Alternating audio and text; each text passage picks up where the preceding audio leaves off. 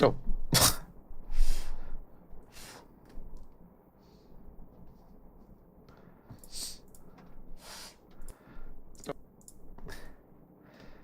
Drag this over.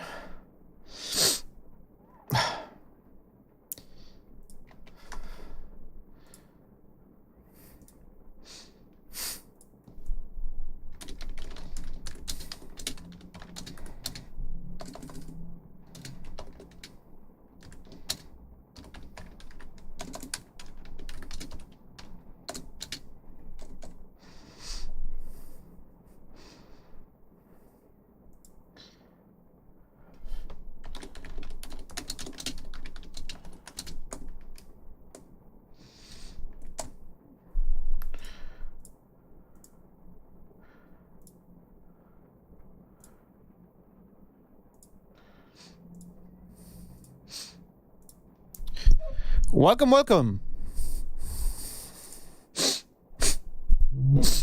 My nose. I have a little bit of a cold today. It's probably the allergies that I have. Let me play a falsetto type beat.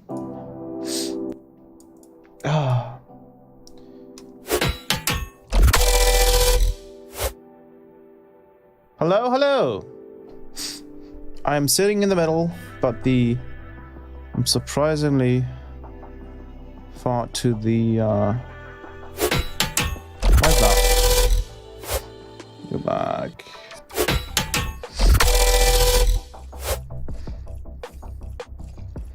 Why am I so far to the...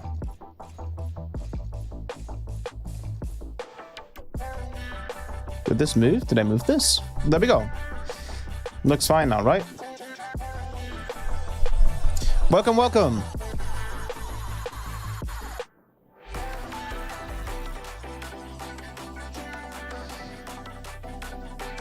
Say mi hola, ¿cómo estás, please? Hola, ¿cómo estás?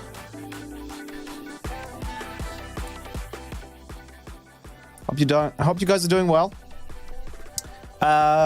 I'm a little bit lower energy today because I'm a little messy. I've been I sneezed around 20 times today. So I think it's the pollen, right? The freaking things that come out of the trees. Yeah, I'm a little allergic to them. So I'm a little less high energy today because I've been fighting that. I move even a little bit more to that side there. Perfect. So I hope you're doing great. Welcome Drawing Base. Welcome Graham King. Welcome 5 Steps, Sub Knight, Melly Beta, Cusp Ball Tag, Brent Prooks, Fall, Dub Loops, Billy. Welcome everyone. Hope you guys are doing great. Today, I'm gonna do some heavy dubstep, some actual like heavy dubstep, using PP, using PP. Also, let me make sure that we actually have. Looks like it, doesn't it? Yeah, it's active. Okay, cool. Sound is an analog sounds with Phaseplant. I'm not gonna eat chips today. Alrighty, so with that being said, let's go ahead over to...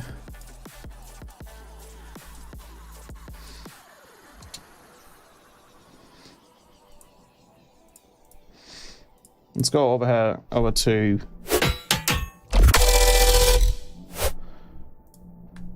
Oh, this needs to be unhidden. There we go. Perfect, cool. Chips heal sneezing? I kind of doubt that. I've been trying to use PP2 for granular synthesis. Is this viable? Kind of, yeah. You can kind of do some granular synthesis kind of stuff. Akuma, yes, make analog sounds. You want me to make an analog sound? All right. There you go.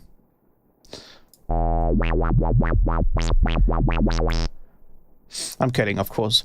Alrighty. So today I wanted to kind of stretch Phaseplant's muscles a little bit and make some heavy dubstep from scratch. I think people probably want to know if it's capable of that. And I think this stream should be up to kind of prove that it totally works. So with that being said, let's go ahead and get started. The first thing went up was a sub. Buy? No text? Oh, another donation from the super chat. Thank you very much, Logan. I appreciate that. That was super chat, right? Yes. Thank you very much. I don't know if that was supposed to be a message with it, but I appreciate that very much. Let me also move this a little bit over here. Coolio. I'm gonna guess a lot of people today are waiting for the Elden Ring co-op mod. But nonetheless, even though I'm also eagerly waiting for it, we still need to get the whoops done today. And we're gonna do that. We're gonna do some heavy dubstep. We're gonna use some of my samples here as well. And let's get started. So I'm thinking about a more trappy kind of kick. I think I had some. This kick is really nice. And what I'm going to do is I'm literally just going to write a, I'm going to grab a kick and a snare. And maybe we want to make our own snare here using the end snare generator. Where are you at? There you are. I'm going to write a kick, a quick kick and a quick snare. Oops, that's the wrong rhythm. That was the wrong rhythm. Let's duplicate this. And make it fairly short as well. Like that. And then...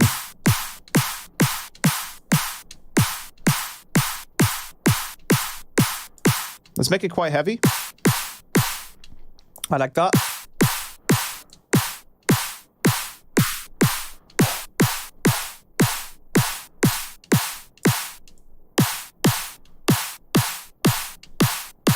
Oh, that's really heavy.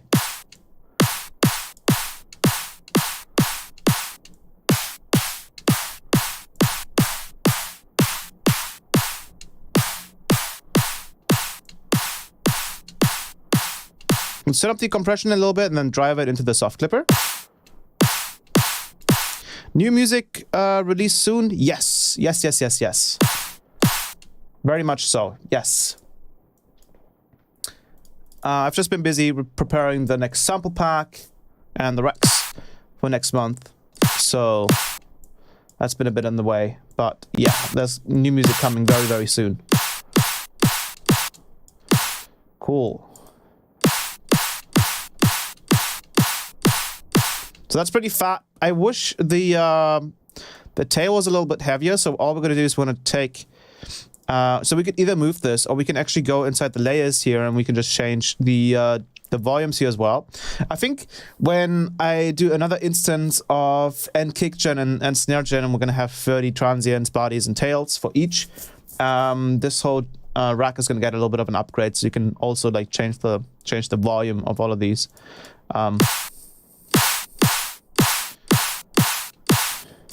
So I'm just gonna slightly boost it like that.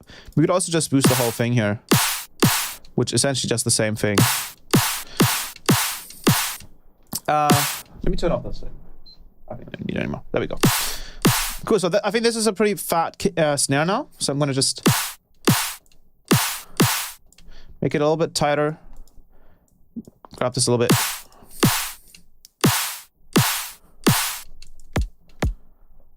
And then this kick is gonna be a 1 decibel, no velocity, volume to velocity. And we're just going to fade this out a little bit. Reduce the soft clapping a little bit. Make it a little bit tighter. That sounds pretty nice. Just leave it at that. Keep it simple.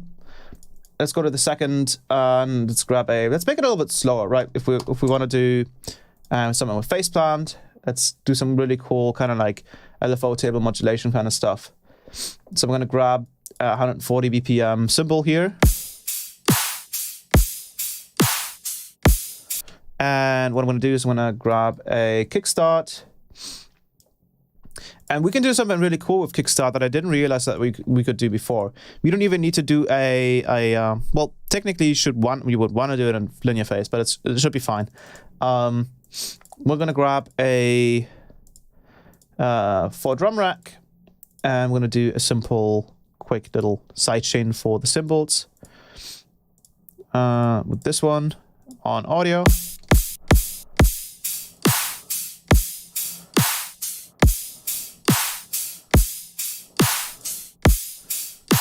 Very simple stuff. And then for the actual sidechain, we can do something really cool here. So what we can do is we can pick this sidechain right here, put it to audio 1.8. And obviously we don't have anything playing at the moment, but let's just load up a simple sound that I already have made from last stream. So I can kind of demonstrate it to you. We're gonna load up, let's go bass 1.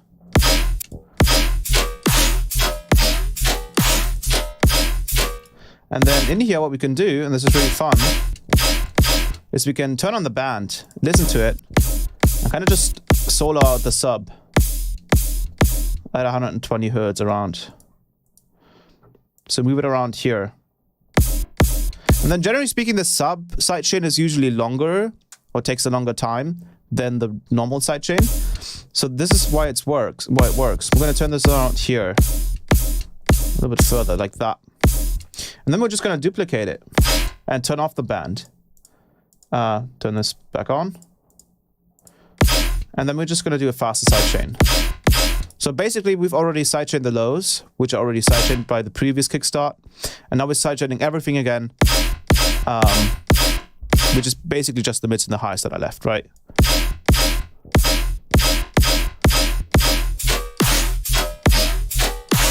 Very simple stuff. Awesome.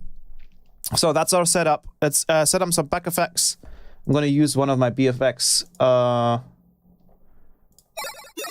This one, for example, and maybe another one. This one. I'm going to put these both to repitch. And put them on 150. Do it for both of these. Turn this one off. Let's put these both in here. Let's make them all a little bit cleaner using an LFO tool.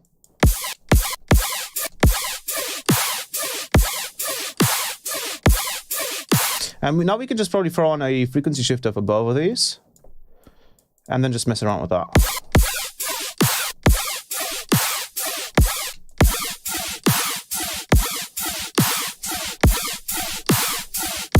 Let's grab an EQ8.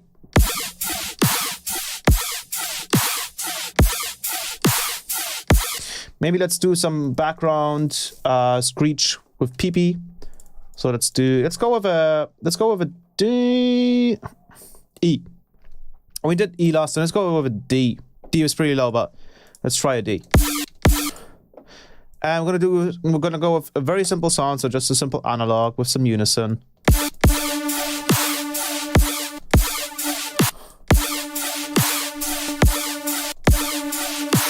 Turn it up an octave. Also, need to turn on the chat here so I can see you guys' comments. Also, let me go full screen on here so I can see a little bit of that as well. Then the chat disappears. Okay. Are the effects sidechain by the kickstart? Yes. So effects goes straight to sidechain as well. Even though it doesn't sound like it, does it? But I think it is. Yeah. Cool. And then with this, we're going to start doing some automations of the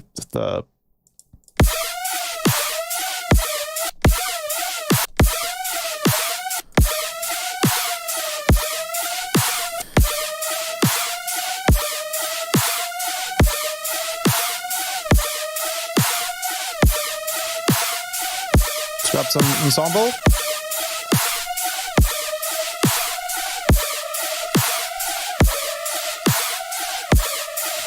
Let's grab a random and then turn up the speed all the way, turn up the jitter all the way, and then put that onto the mask as well.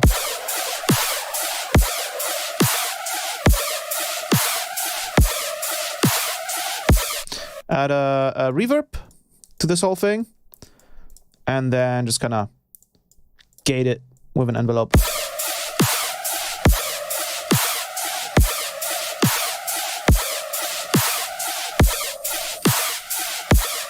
Turn it up a little bit.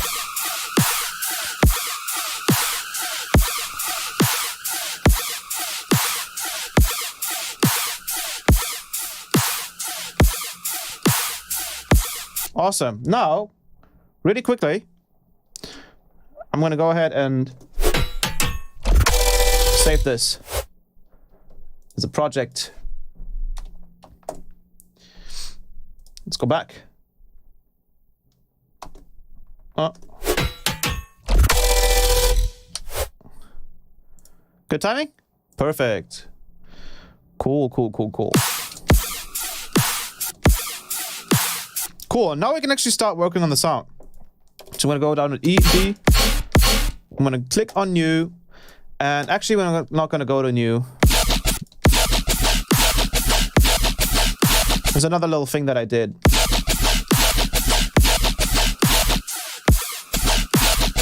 I have a couple of cool things in here.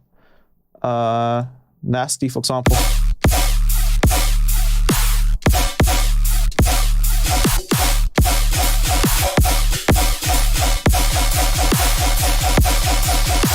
Let's add an line delay here. Give it a little bit of a delay. Nah, probably needs to go faster. Nasty 2.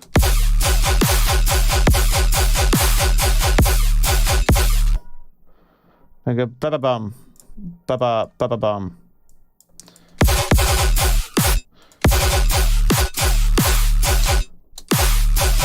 And then let's do a triplet.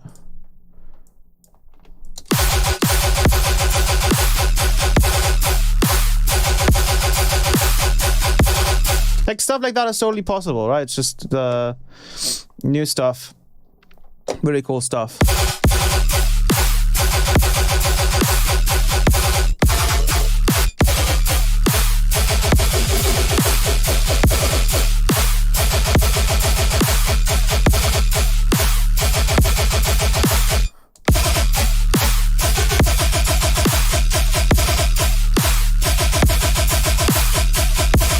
Now this is just to test the sidechain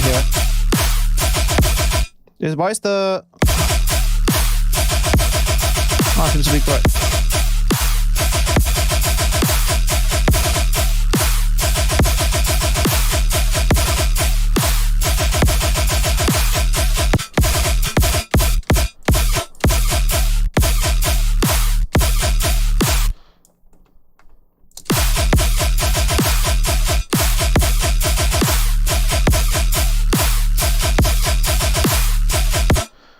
We can even try playing a little...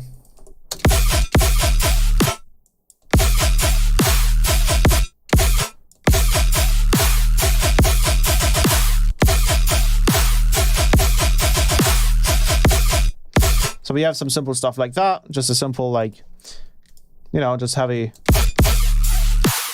And then we have obviously this bass, which isn't long enough now. And then I had some simple but effective FM. I think this was a pre-beta. So this was literally just like square wave being modulated by like some simple FM. This one's less interesting.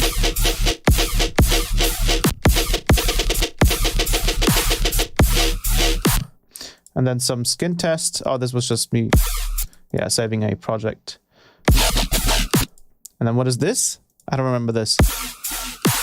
Oh, this is... What is this? Oh. Something old, but should still work. Do come.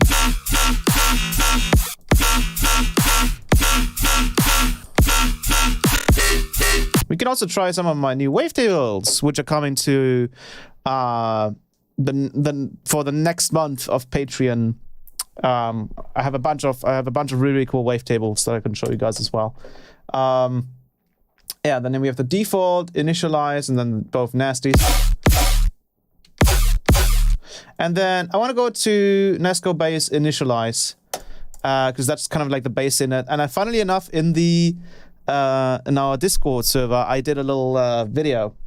So technically speaking, I could do it right now, right? This is just the base in it. I'm not going to touch anything, okay? I'm just going to try and make a quick base using this. So all I'm going to do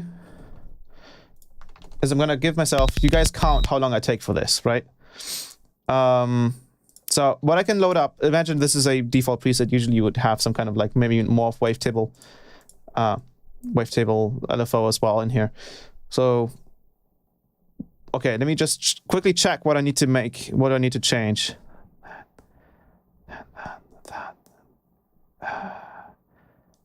Those two. Okay, 1, 2, 3, let's go.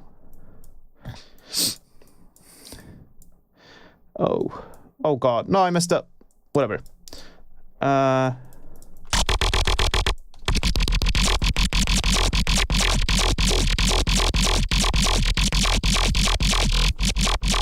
There you go, we're ready. That was about 20 seconds, probably, to make a bass.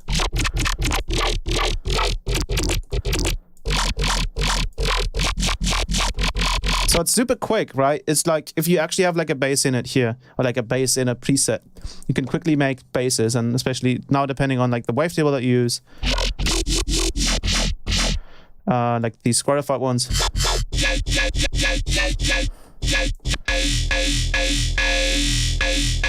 Let's do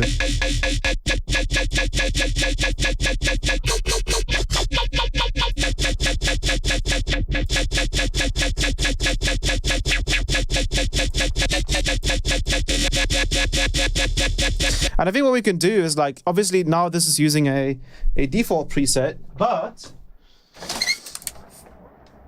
what we could do is we could start a little trend on the social medias, like Twitter and stuff. And what we're going to call it is we're going to call it the PP on the Phaseplant speedruns, sound design speedrun. So basically you start from scratch, and this is something that you can only do in Phaseplant, right? It's really interesting because, like, if you load up something like Serum or anything, you obviously have everything kind of set up. Like, I could just go bam, bam, high notch filter, bam, bam, bam. Throw that on there, throw that on there. Use some FM, bam, bam, FM, and then switch it to like one of the end wavetables. Turn them.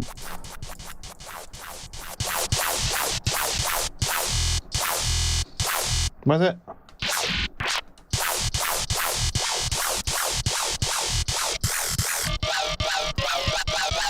Like, you know, Serum has everything set up. While with PP, you can basically just start from scratch. And I think it looks a lot more interesting social media wise. If you just start from scratch and you're like, give yourself 30 seconds to make a bass, right? So you would be like, I'm going to load up a wavetable. I'm going to load up an LFO table. I'm going to put this to sync. I'm going to add that to the frame. I'm going to add up a snap heap. I'm going to use my my quad filter and then put on here, put this down here. And then I'm going to use another post-processing rack. So I'm going to use post-process. I'm going to use this on gain. I'm going to pick a different wavetable.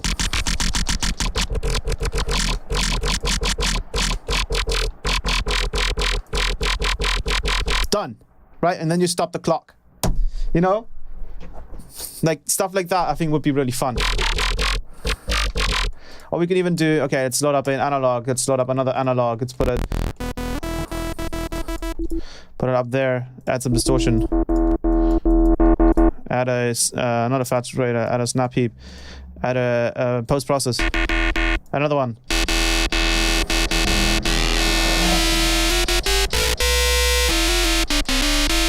Now you have a cooker bass, right? Maybe add an LFO to the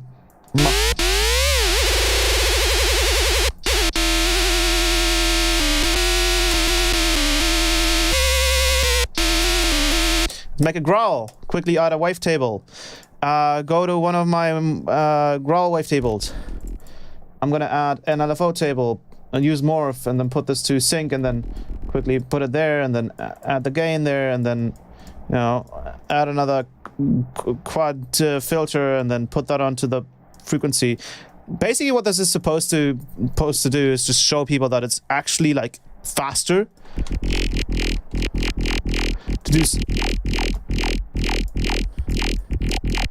to do sounds in Phaseplant once you actually have things set up for yourself, right? If you don't have anything set up,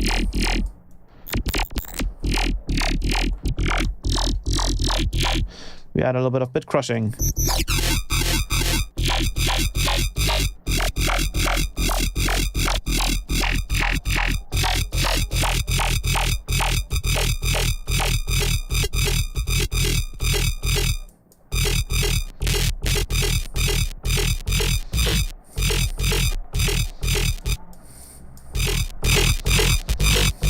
Turn on the...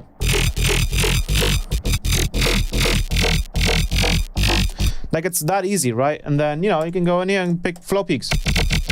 Make it slower. You even go in and just freaking draw your own waveform. Something like that, and go to first.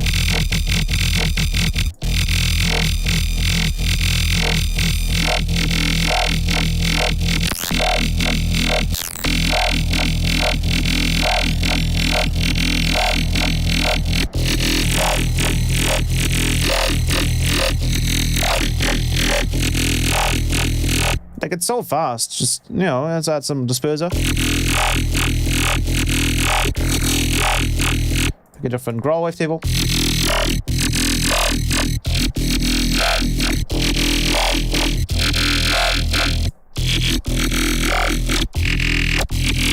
Now, all of these growl wavetables are pretty like low.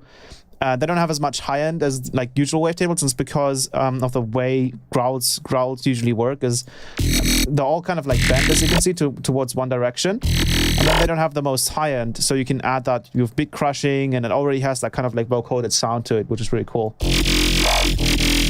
But if you wanted to add further madness to this, you could obviously add a sine wave, or you could go to modulators, bend soft, and then start putting this at 20%, and then you can go to the middle. And then you can add even more.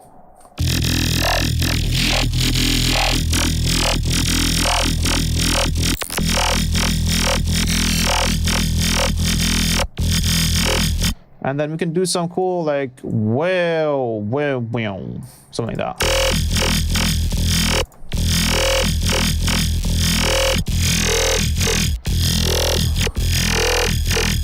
Like, you know, it's crazy stuff. And then all of these wavetables are meant to kind of be used in conjunction with some filtering and stuff. So if you use load up post-process, there's another cool thing you can do. Let's just load up bass in it. If you use my wavetables, all of these complex and complex squarified, all of these have a built-in sine wave, as you can even see from the wavetable. And this is something that's not very common and like more glitchy kind of complex wavetables. But I've purposefully added a sine wave in here, so you can kind of just like trash the sub oscillator. And if you use this, for example, with let's say a high pass, a low pass, and potentially even a notch.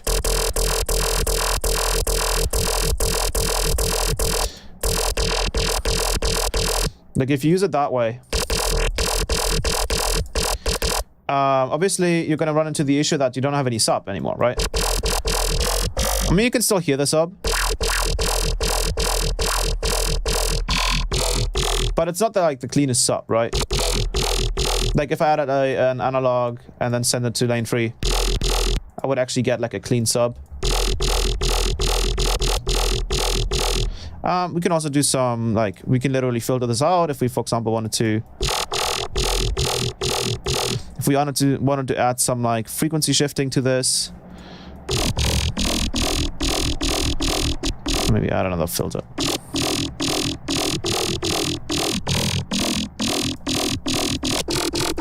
Like, and now, for example, you would have to add a separate sub to add that sub back in. But what you can actually do is you can add a filter, not a new group, add a filter in here, and then just do another output. And then this output is going to be sent to lane 3 where the post-processing is. And all you're going to do is going to turn up the slope to 2, turn on the Q a little bit. And you're going to filter this out until you only have the sine wave. And you can hear, if we turn this off, now we get a clean sub. And we can mix that in as well. And no matter where you are in the wavetable, now you have a separate sub to kind of layer with instead of just having to open up a completely new oscillator. So it just looks like this, right? It's a lot cleaner.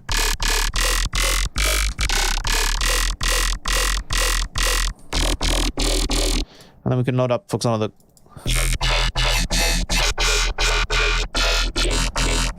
So for example, if I were to add, let's add another LFO.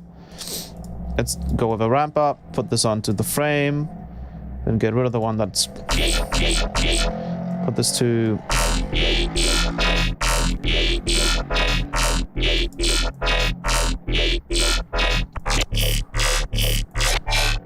Let's go. So you get all these cool...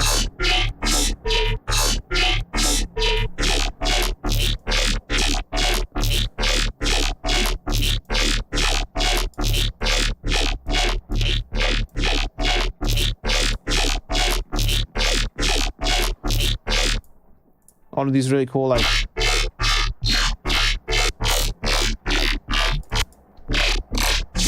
And the normal complex ones are a little bit more growly and a little more gritty.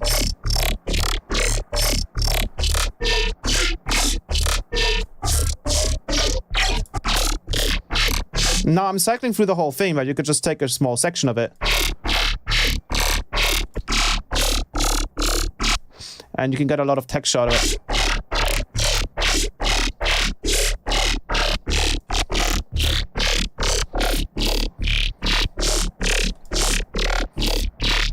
And then on top of all of the scarified ones and these scarified ones aren't 100% scarified, they're just like a little scarified. So you still have a little bit more texture in them. And then on top of that, you get the growl wavetables, and then you get the morph wavetables. And the morph wavetables are supposed to kind of be like a lot simpler to use. So for example, if we delete this and delete this as well, let's turn on the... we can, for example, pick the first morph one, which basically morphs between a bunch of like saw wave FMs. And it's incredibly clean, as you can hear.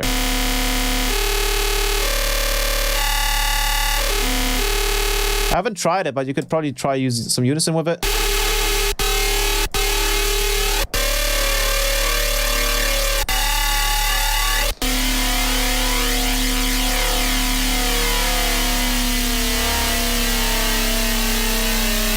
Probably get some like Marauder kind of stuff out of it, if you wanted to. And then you have, let's turn off the unison here. Now we have a second one, which is kind of just like triangular FM, like triangle FM from triangle FM, I believe. And then you can kind of just do like some, if you have some noise as well. And we add some snap peep. You can grab a quad filter, and it's a bandpass frequency.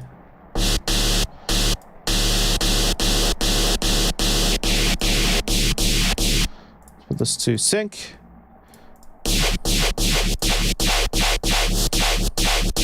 And you know, you could just take that and then add that to, well, not even add it here.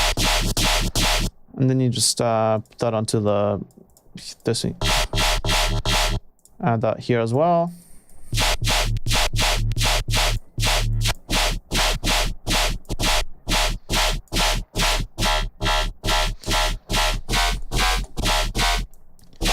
And then you get some really cool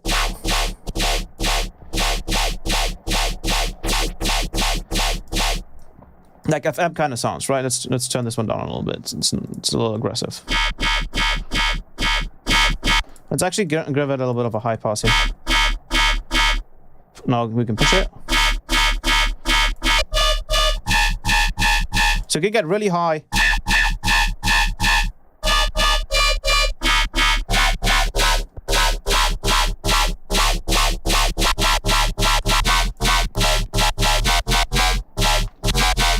So you can do that, and then you also have the third one, which is kind of like a screechy, bit crush ring mod kind of thing that I did. Let's turn this off.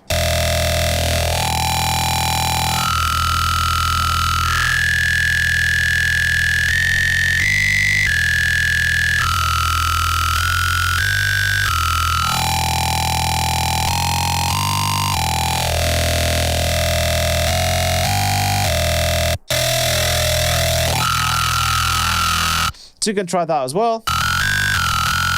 And then World 4 is more of like a bit crush, well, also bit crush and ring mod, but in a different way.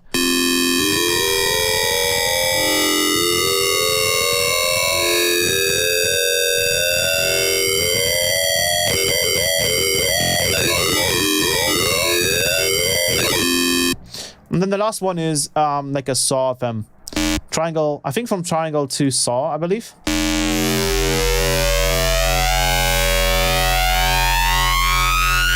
And then in the middle, it kind of shifts to a different version of it that has, is a little cleaner, because if you just kept going with a sync here, it would sound a little bit too weird. So I had to move it to a new one. And then also if you turn on the stuff here, obviously it'll... You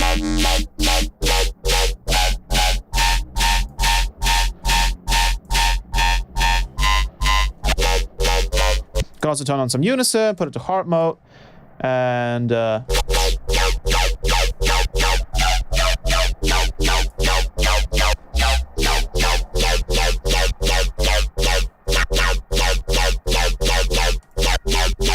you can probably even automate this.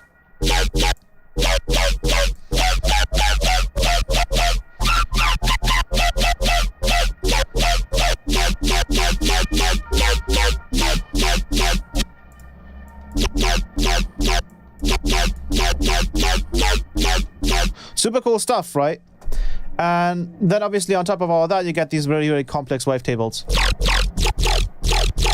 which all have the different characteristics.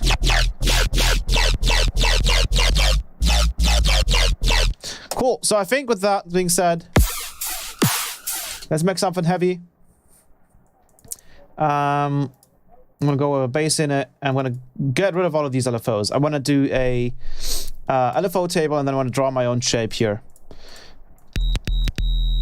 And I'm thinking I'm gonna do it 4/8, so basically 2/4, I believe. Yeah. And I'm just gonna have it on the very, very first one, and then we're gonna do some simple, actual analog to analog, I believe, this time around. I want this to be very FM heavy. I'm gonna put that to the face here. I'm gonna switch this to a triangle.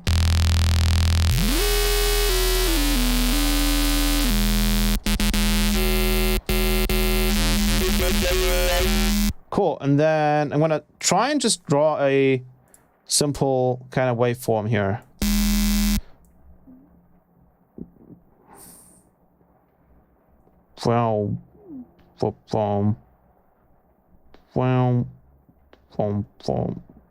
Something like that, maybe. Oh, okay, cool, it saved it. Let's move it up a little bit. Add that to the gain. Yeah, make it even slower. No, slower. I meant slower.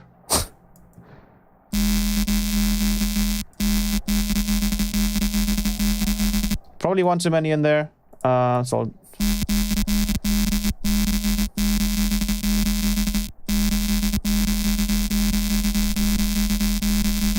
something simple like that. And let's do a low pass and high pass.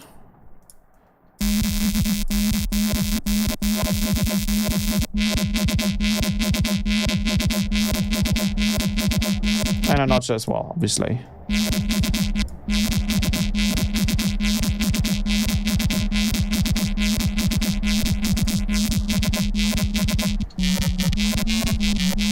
Let's add the let's add a little bit of modulation to that FM.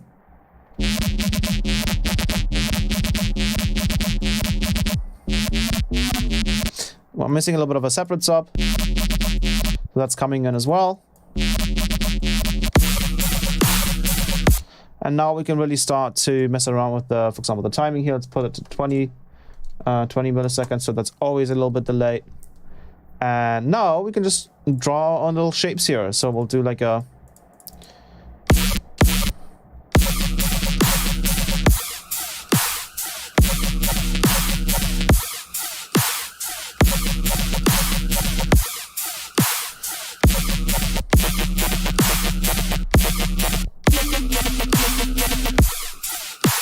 Maybe add a little bit of LFO to the pitch.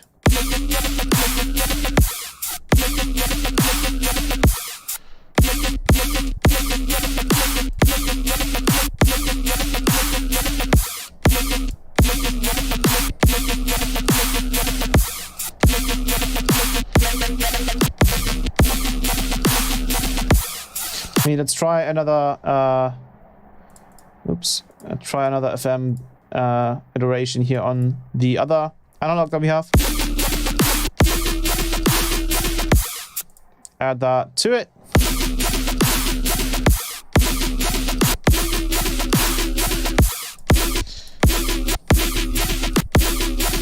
Add a little bit of noise, put it to stereo, add a filter to it. A little bit of gain to it.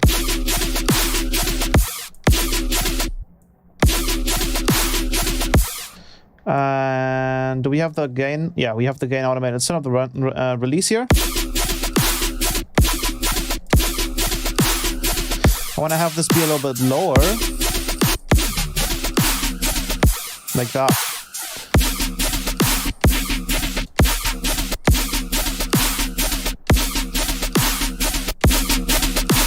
Still sounds like it's missing.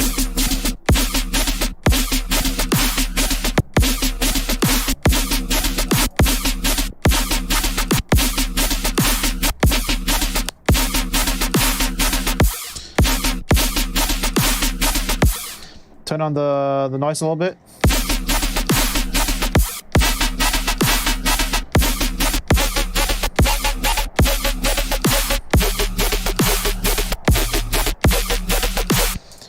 Let's try and do a...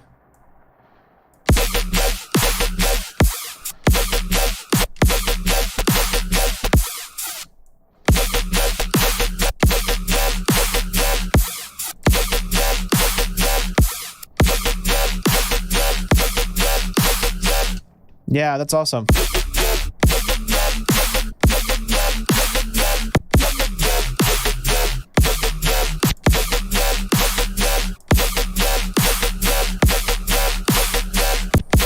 Now, what I'm going to do is I'm going to add a snap peep. I'm going to do a double resonant, a double resonator, basically. So I'm going to grab a resonator. I'm going to turn it down all the way. I'm going to grab macro 1. I'm going to add it to 60% because we don't need to go higher than that. 60. And I'm going to do the same thing on this one. So I'm going to just duplicate it. Type in 60. Oh, no, it has it doubled. There you go.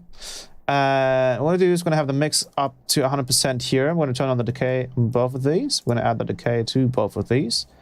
Up to 50%. Up to 50%. Yes. Cool. And then I'm going to put the mix of this one down to 50%. Now all we're going to do is we're going to add a slice EQ. We're going to do a simple little shape like this. So this, or a simple bandpass. I'm going to use this as an offset. So I'm going to move this down all the way. I'm going to add this and then move this up all the way, just so I can see kind of what the maximum is here. I'm going to call this bandpass. I'm going to call this decay. I'm going to call this comp delay 1. I'm going to call this comp delay 2. And now what I'm going to do is I'm going to basically have another version of this that I'm going to switch to. So the way this is going to work, we're going to use a remap. We're going to go in here and we're going to have one down here and then have it switch to this one like that. And I'm going to call this plus/minus. And we're going to duplicate these two resonators here and we're going to basically just switch these. So the way we're going to do this, we're going to turn this down and we're going to have this up at 50%.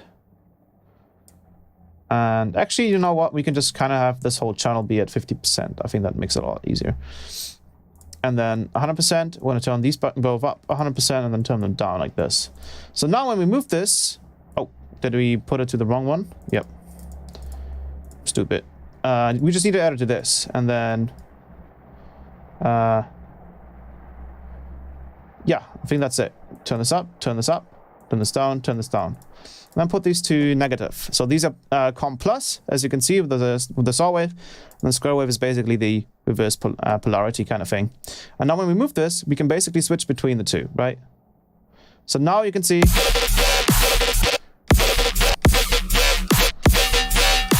Now we currently have the comp filter on. So this is actually reversed. We would need to turn these down, need to turn these up for this to work. Actually, we don't even have to do that. We can just do a reverse on here. So we just turn this up and then go down, right? That should be it. Yeah, so now we are on plus. And now we're on minus. Oops, are we on minus? Doesn't look like it. Why are we not? Oh, need to go. Excuse me. Oh, these I need to... Yeah, look at that. So now we are... Oh, what? There we go. See? So now we're just switching between the two. We're now on plus. Now on minus. So I'm going to keep it on minus. I can just close this and now kind of ignore it. We can turn on the mix of the whole thing.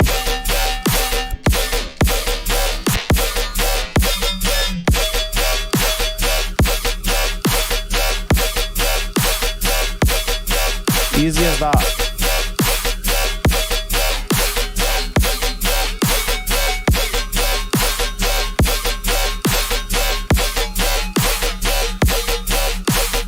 Let's also automate the decay.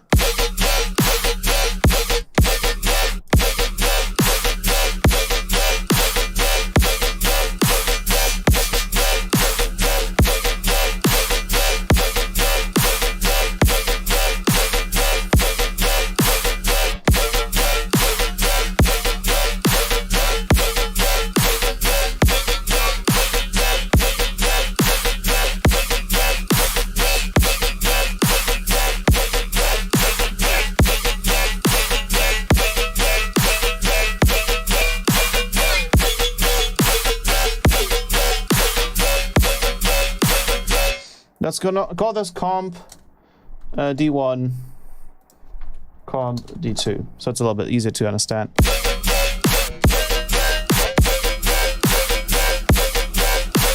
And we can mix the whole thing in. Here we have it before the frequency shifter.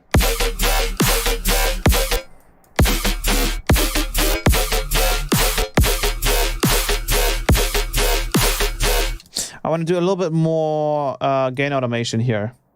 So I'm going to add this.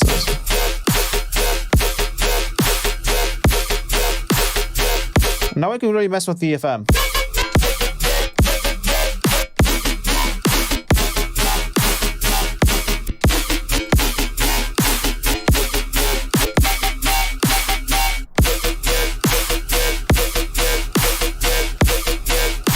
Let's add another filter here.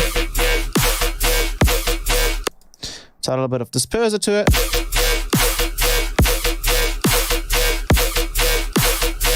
Let's add a comp over.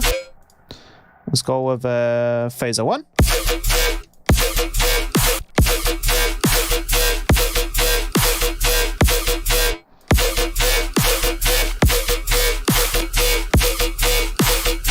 And now we really have to start messing with the...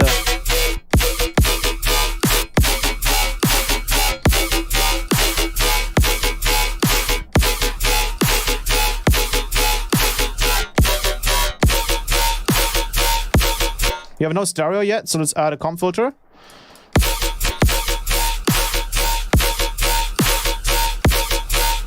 Let's add a slice EQ and put it to sides. And now we can really start messing with the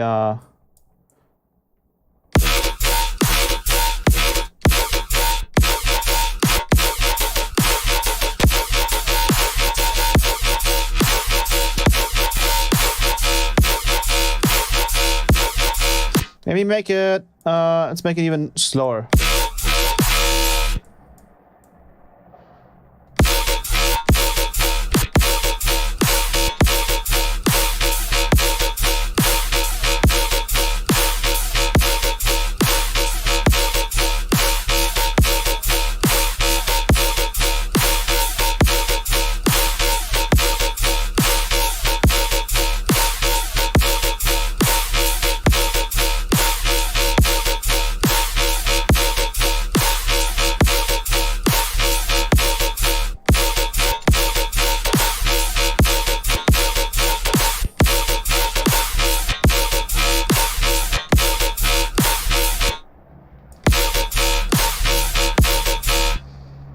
Let's do a little bit more intentional.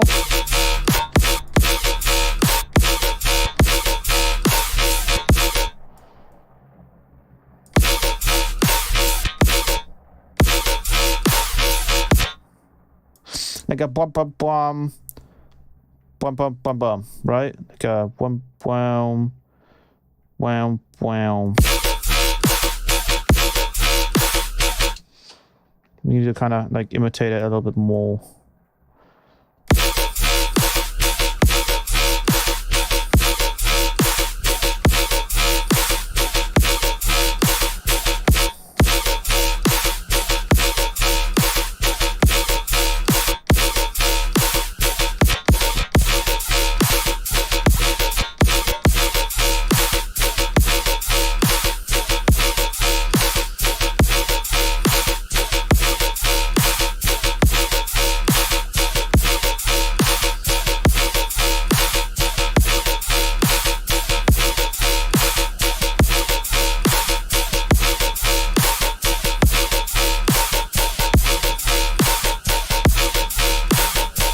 That's kind of cool as well.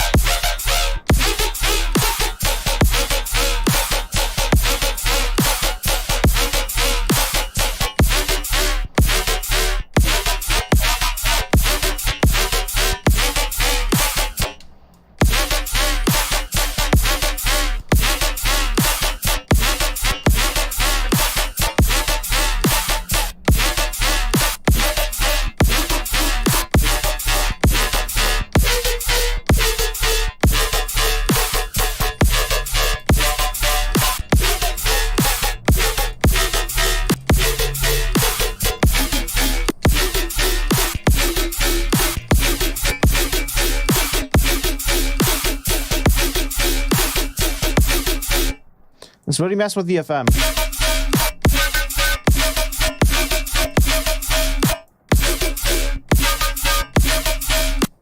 So we got...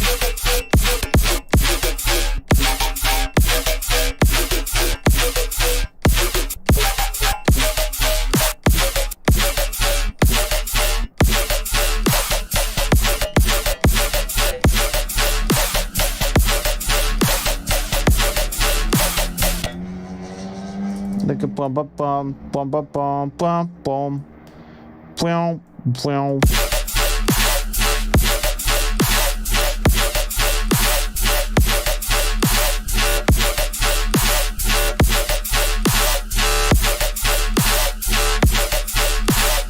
And then we play like a we go in here, we play like a bum bum.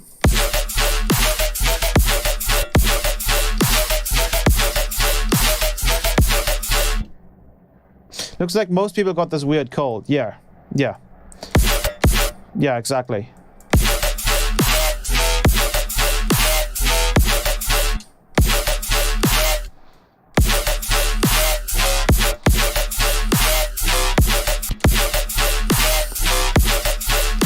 And then da da.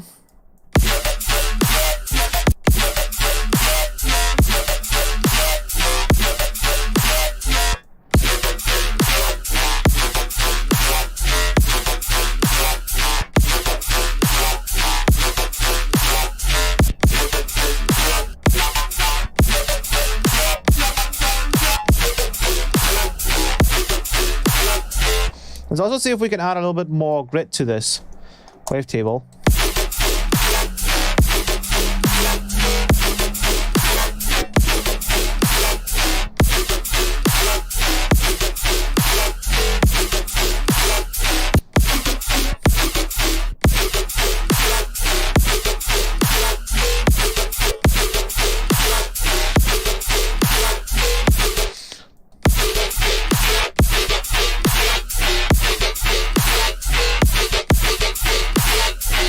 Maybe we can add a note in here as well. And put this onto the comp filters here as well. So we can get a little bit more of an exaggerated.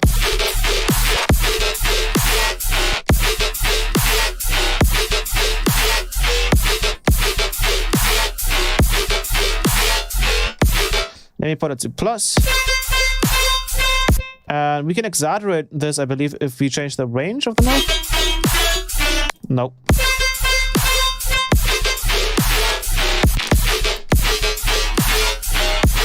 I think there's a exaggerator which is called scale. Then if we do a times 10, we should be able to.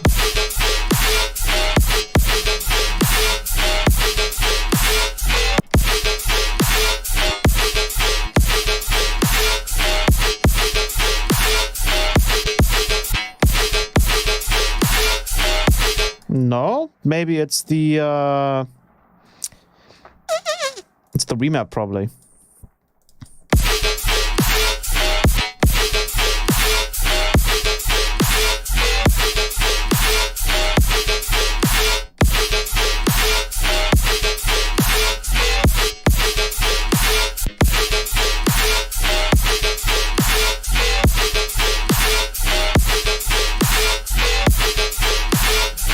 And then let's get rid of these, and then just add that to the comp filters.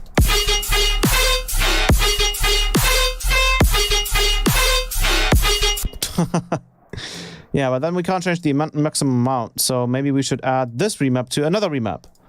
So we'll just do that, and then we can change the maximum amount there. It's a little bit confusing, but it should be a good workaround. And then we can just...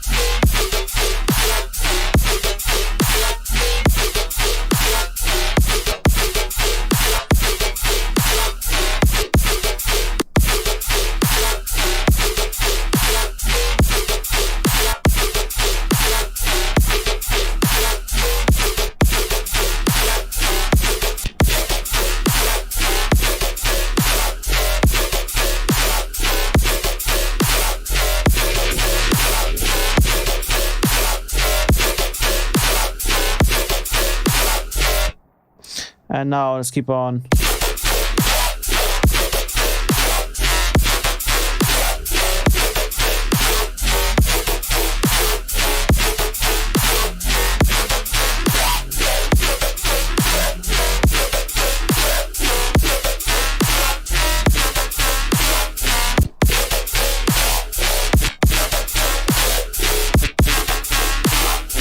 I think the comp filter is a little bit annoying. Let's keep this thing away.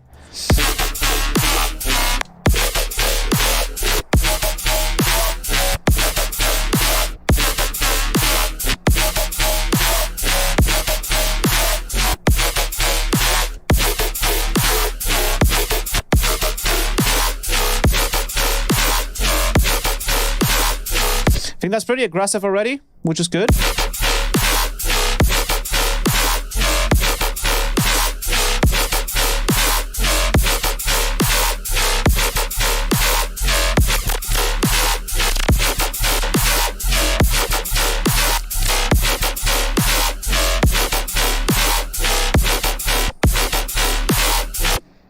now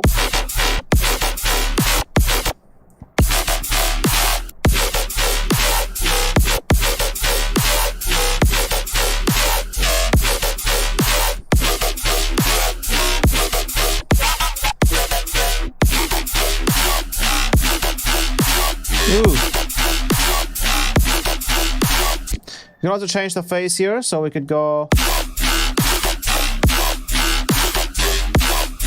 We could go, for example, like this.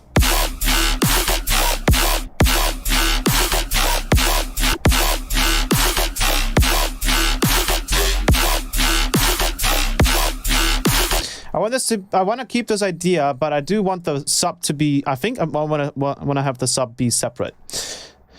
So we're just gonna follow the idea of the sub here. When I hit new, I'm gonna make a very simple like separate sub. So in here, all we're gonna do is we're gonna go down here. I'm gonna cut out the sub. What's the flame filter?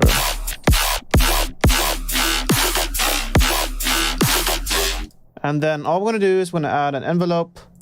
Put that to the semi-send. Turn on the decay. Let's add another channel with a noise. Randomize it.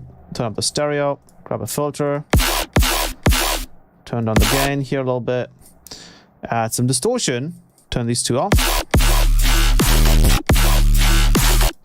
Let's add a notch filter. And another distortion. And then we're going to add a transient shaper.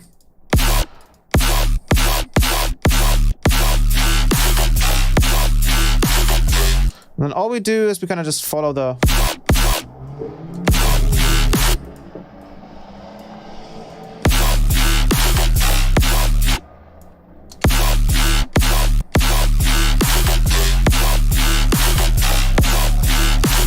But we really need that kind of...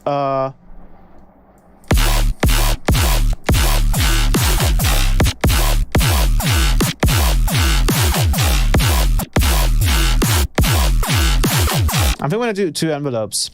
One is going to control the initial pitch.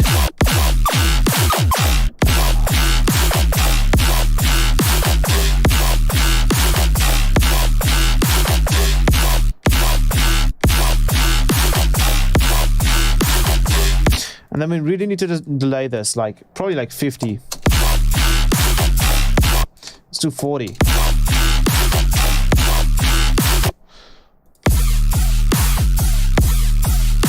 Probably that's actually too much. Let's do 30.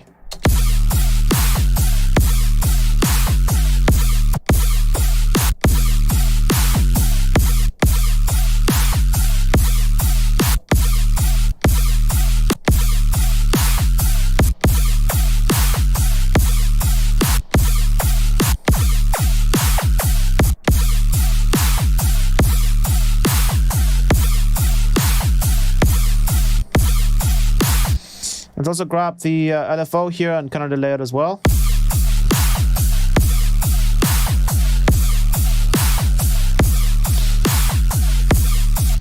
Let's grab the symbols. Maybe try and delay them as well.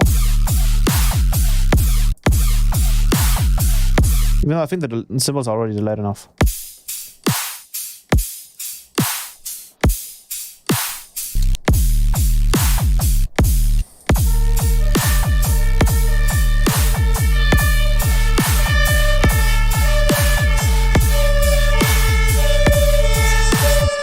Can you shut up?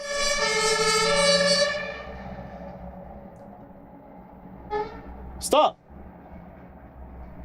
Jesus Christ. Stop. I hear a little bit too much of the low end kind of interfering with the kick drum here. I think we probably just have too much of it.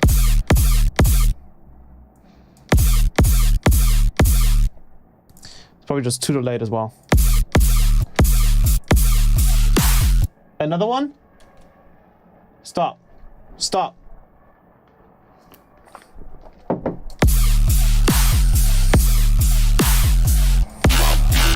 Something feels off here. Something feels like it's at the same LFO. Like, it's hard to explain, but it feels like the... It feels like the Kickstarter is doing something really weird in this project. Ah, I think it's this.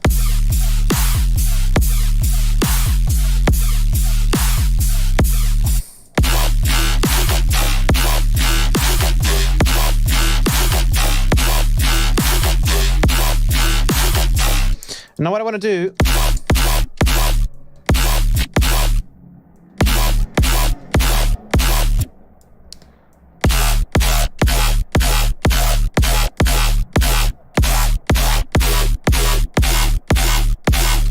Let's add a little bit of the...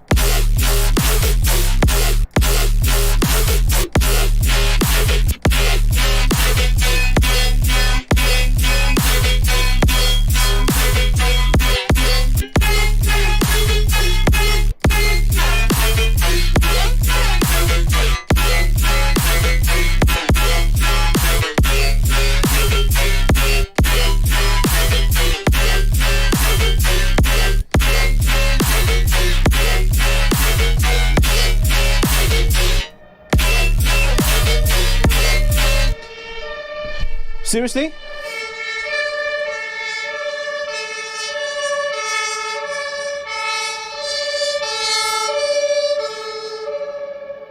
You got it? You done?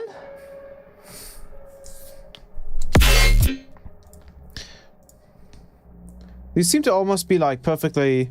Let's switch it back to a...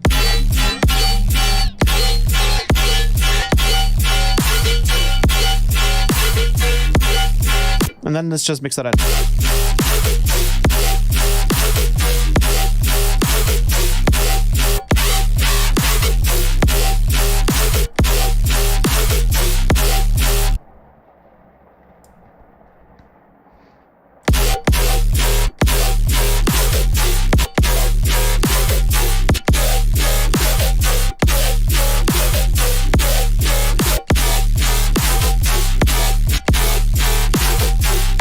It needs to be properly delayed as well. It seems to be too on point.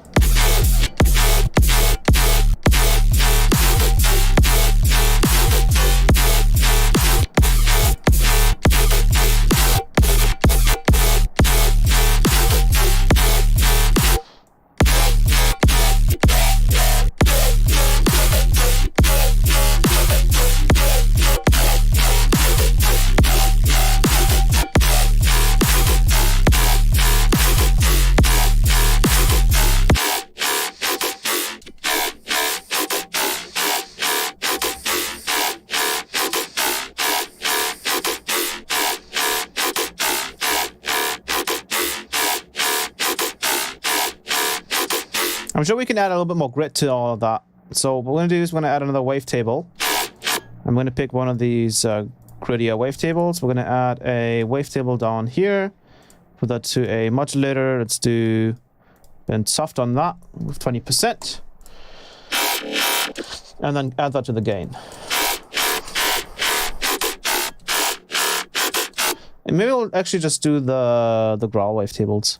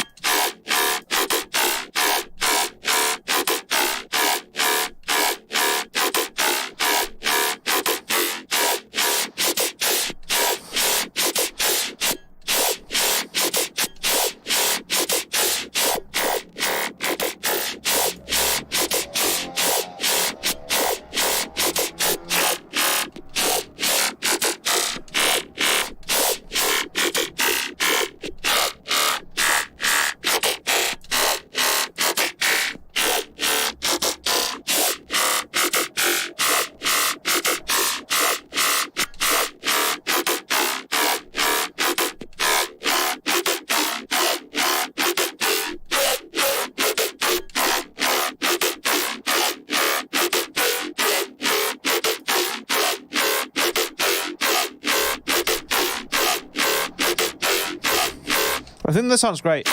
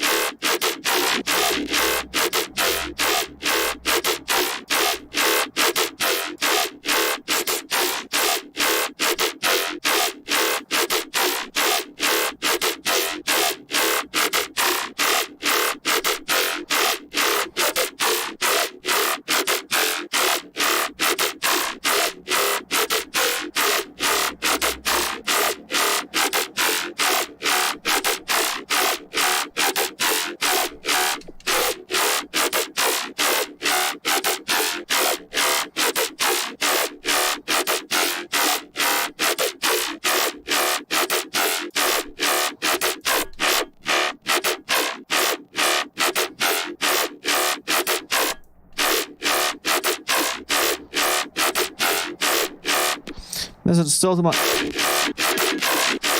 Let's maybe try and even...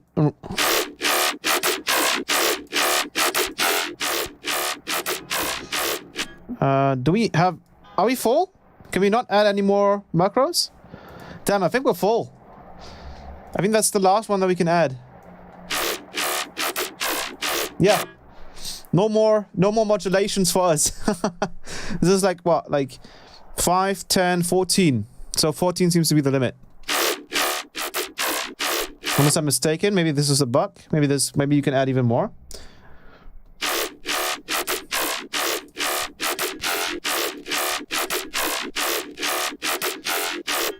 What's their macro limit? Shaking my head. Yeah, I'm wondering that as well. I mean, you could just duplicate it, you know?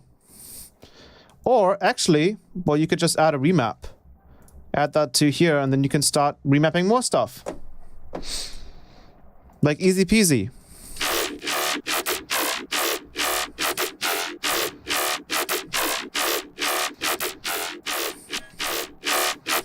We can also like increase.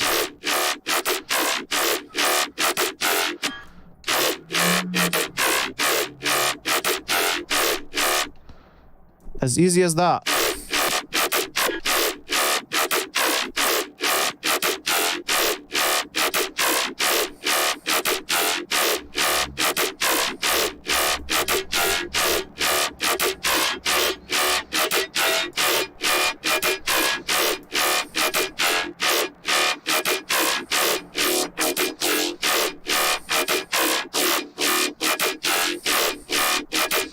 We can add another flanger in here as well to potentially get some cool movements as well. So let's use the same...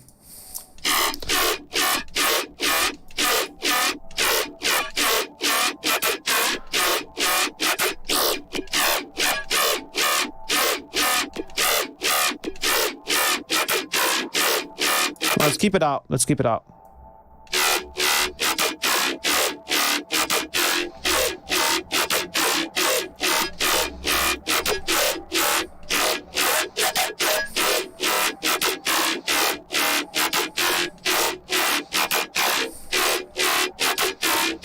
Maybe try some unison? Some ensemble, potentially?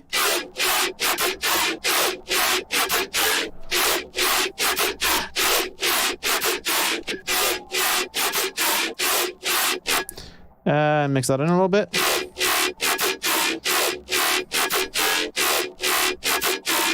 I think that's also happening, and we might want to go ahead and distort the waveform that we have here.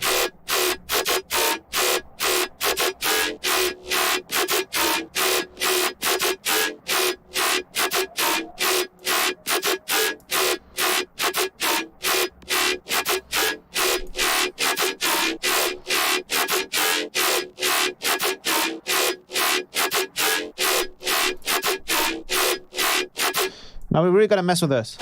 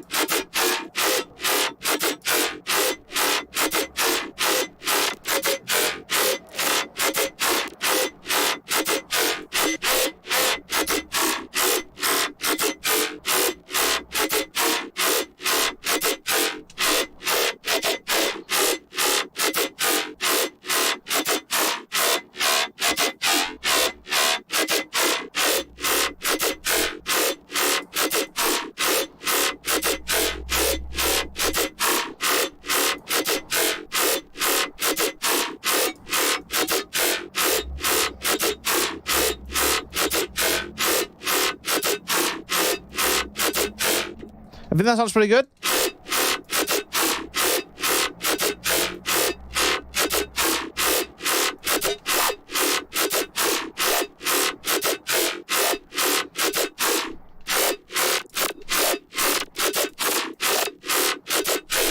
So that's just not like a nice little like FM bass.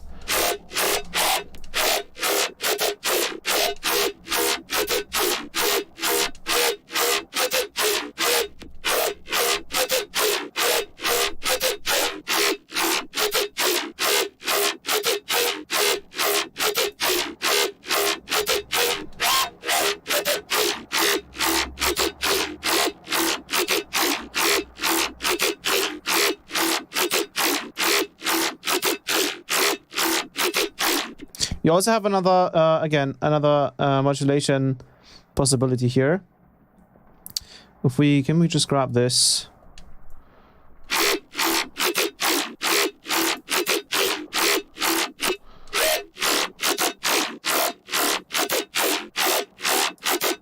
Let's turn this up too.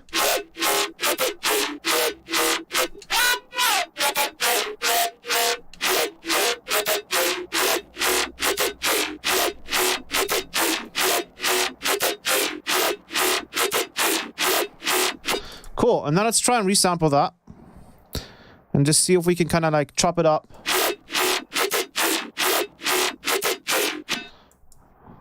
And then turn that off.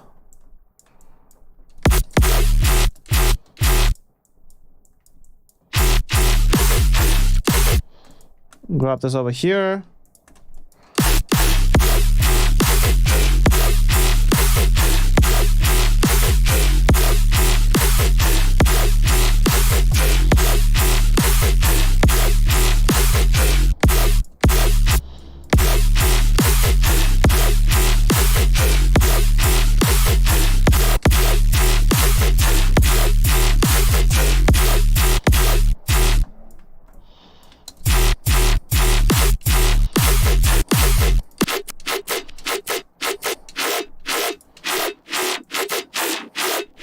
I think I dislike the comment here.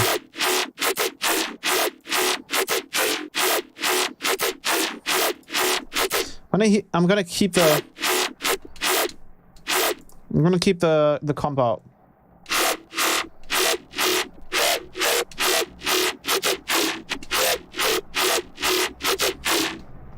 More lower, you say? We could try using the frequency shifter.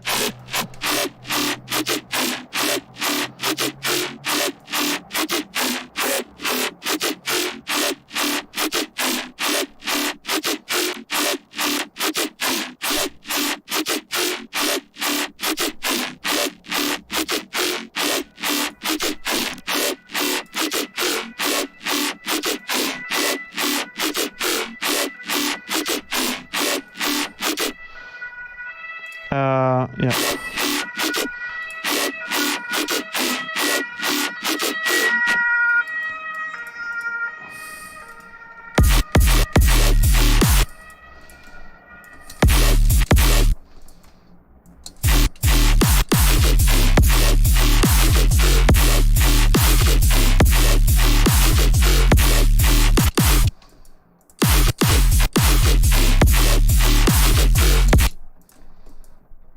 This is kind of the same thing, right?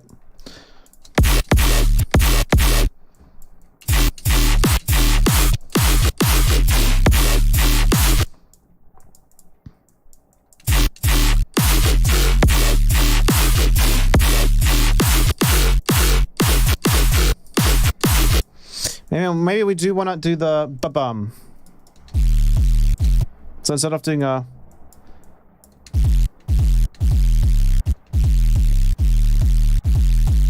like that. Or actually do like a... you try a triplet grit.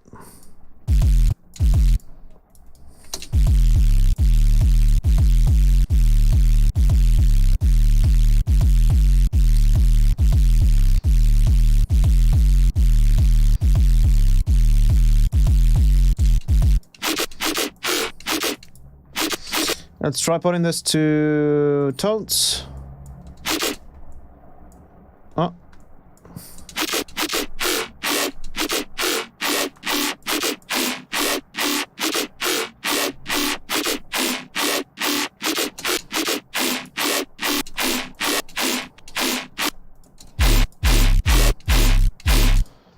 just give it more.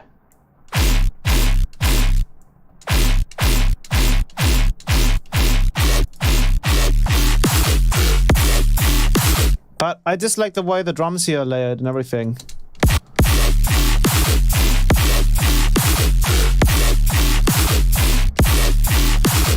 Like this makes no sense at the moment. Let's go with resampling.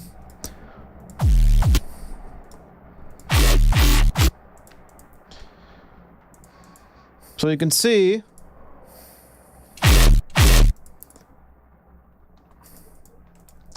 we might want to not.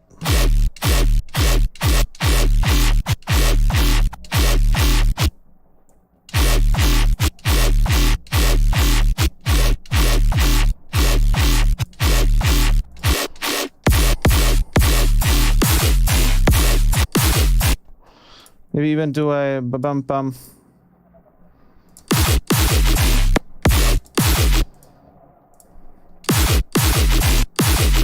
Yeah, let's do like a bum bum bum.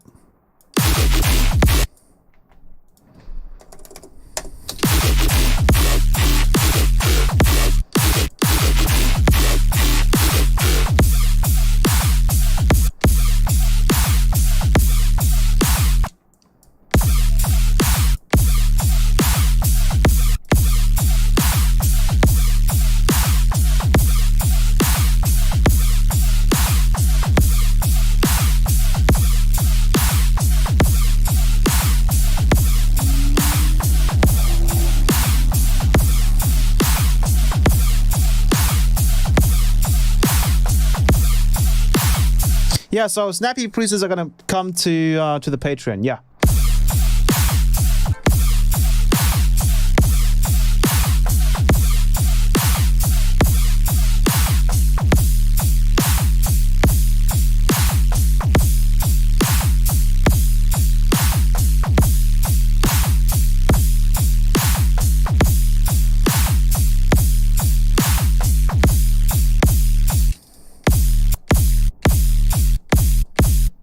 Can I see something? Something is really off. Something is throwing me off right now.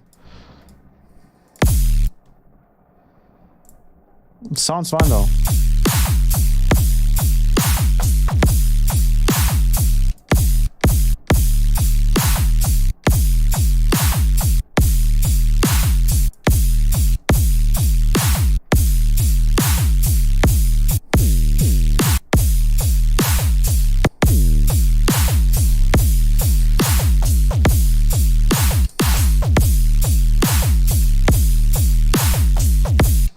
This isn't...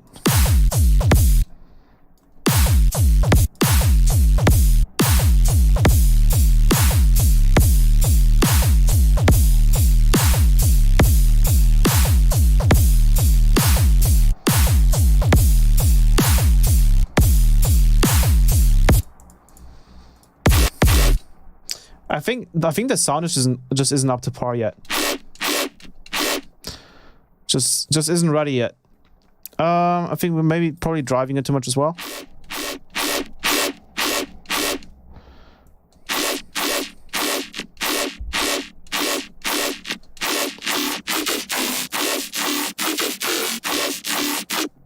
So maybe we need to do a more aggressive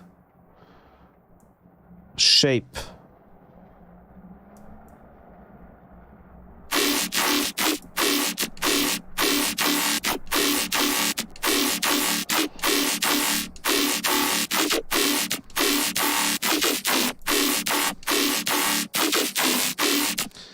And then we'll do a more aggressive shape like that.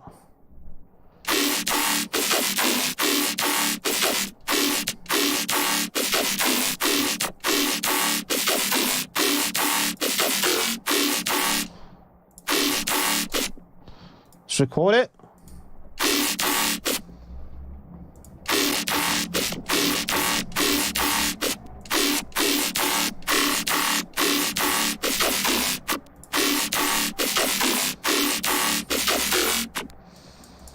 Let's see what that sounds like.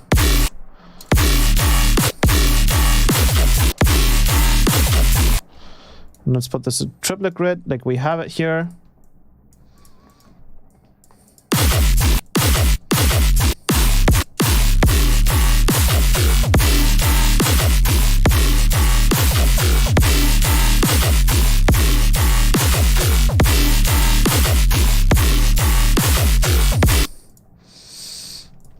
put this to Complex Pro.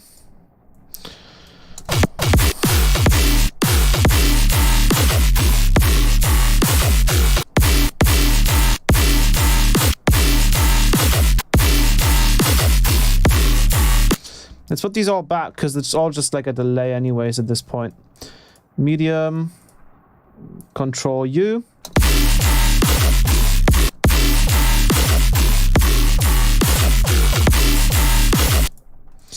And let's just kind of...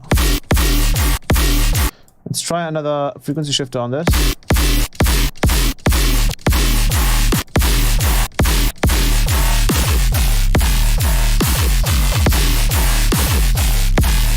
Oops, what did I just add? Holy shit.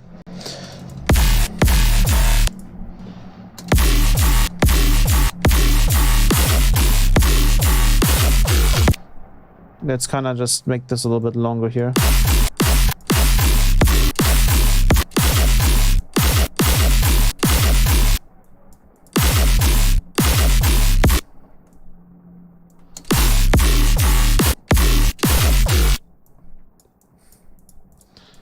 Move this a little bit.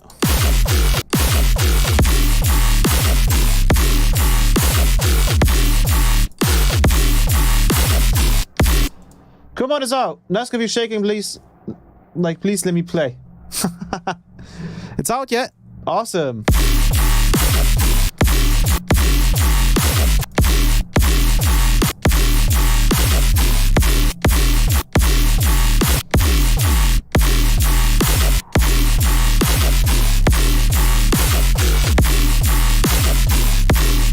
I think this is too heavy on the top end.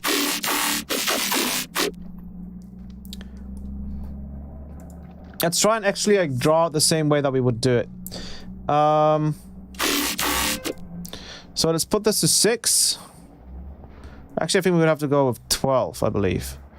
And then it's drawing. So these two are fine. Boom, boom. And then we'll do like a boom. Wow. Wow.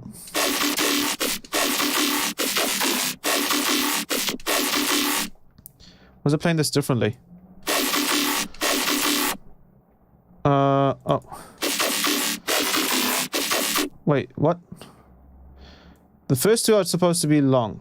Like that. Oh. Wow. Wow.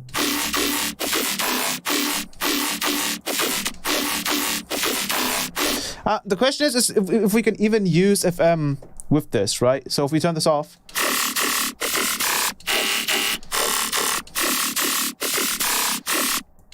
Let's say if we just use...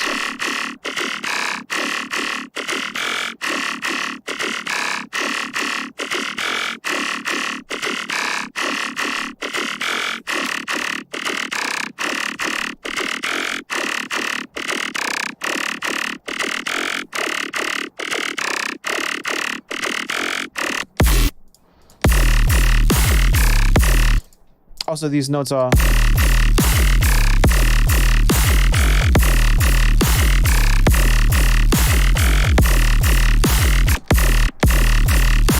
Maybe we can try and layer it as well.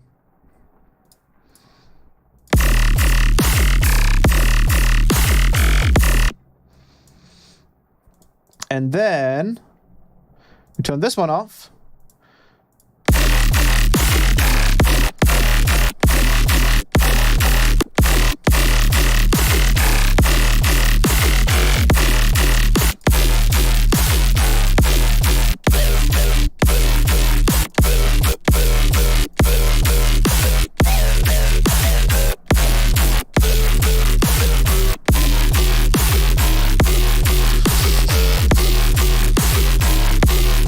I mean, we gotta really like...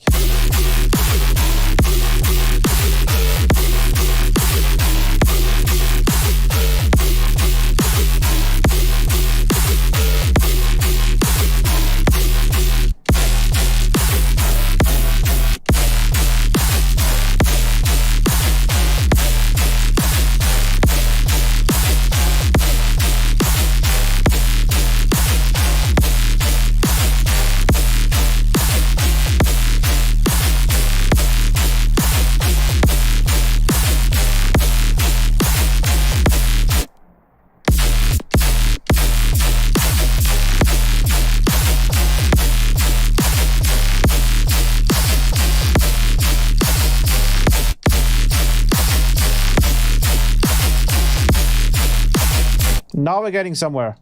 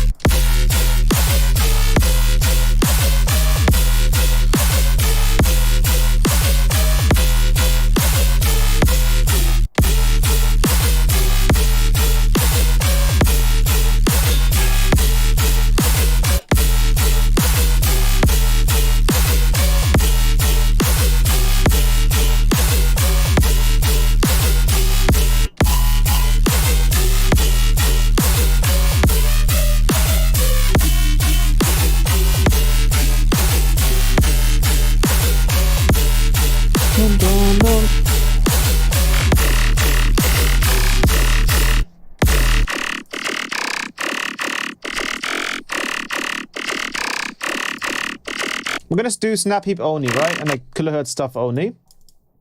So let's load up OTT. Where's OTT? Oh, we don't have any OTT in here. Oh wow, what a shame. What a shame, what a shame. Let's add dynamics. Turn this up, turn this down. Turn up the knee. Turn up the release. Turn up the input, output.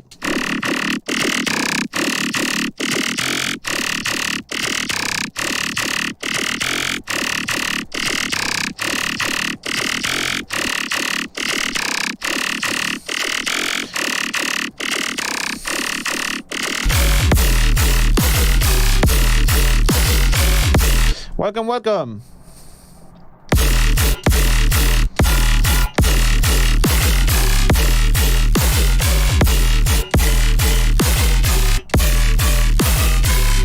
Let's try some unison on this with heart.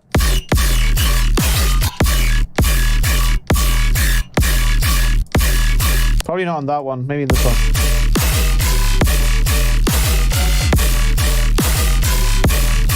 Maybe on this one.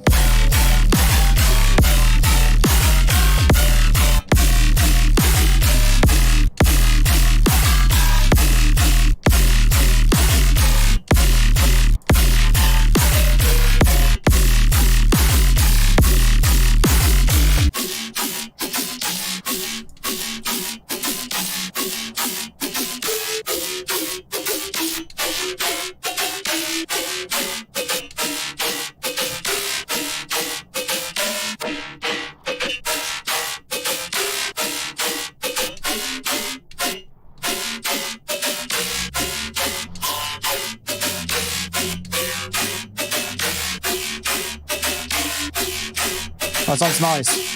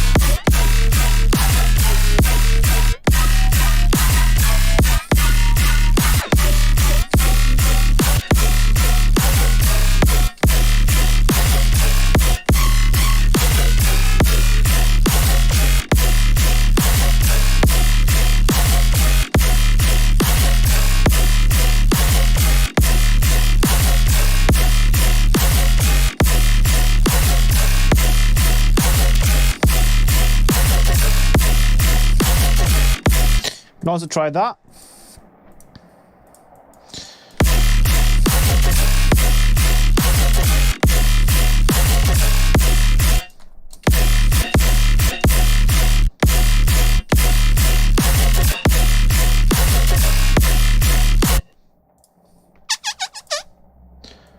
Put this down.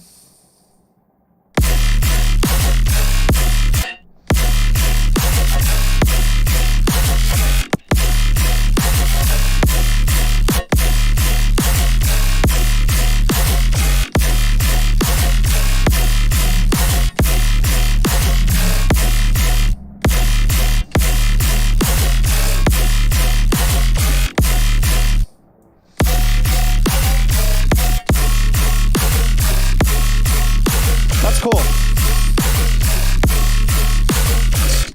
Bum, bum, bum. Bum, bum. Maybe I'll actually make it a bum, bum, bum, bum, bum, bum. Something like that. Wow. And then we'll have another like kind of bass for the C note. And then we'll like kind of do something like that.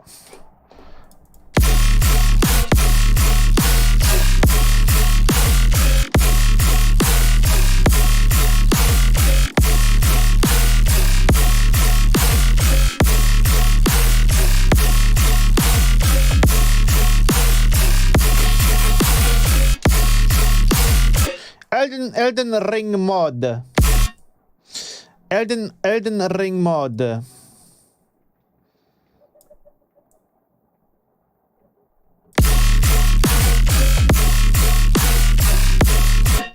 then this needs to be like really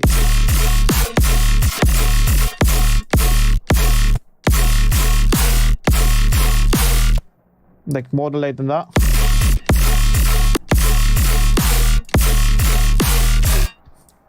And these probably need to be delayed as well.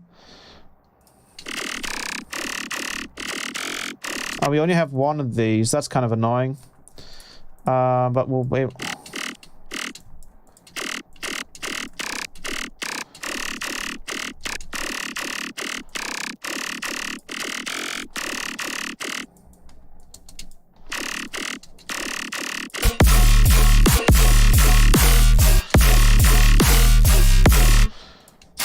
And then this one is going to be an entirely new bass, so we're just quickly going to load up bass in it. Let's go with a square wave. Something really, really simple.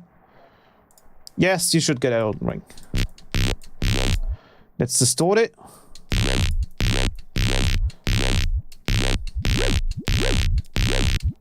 Let's automate that as well.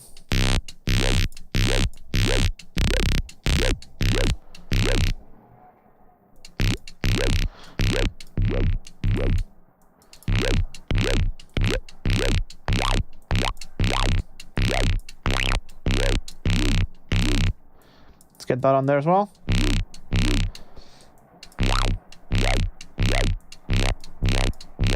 Let's actually pick one of our scarified wavetables here.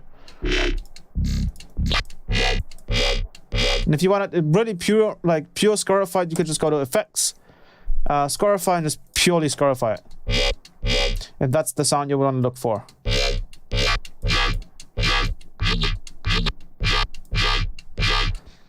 I usually have them a little less scarified, so if we go back to I like that to have just like a little bit more extra in it. So that's why it's not 100% scarified. Because it can sound the same for a lot of basses. If it's 100%, it'll sound like this.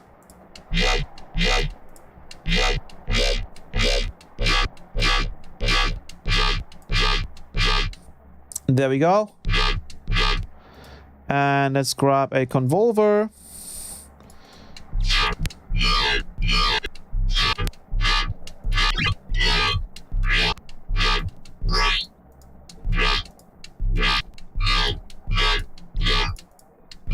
That one's cool. Let's grab a comb filter.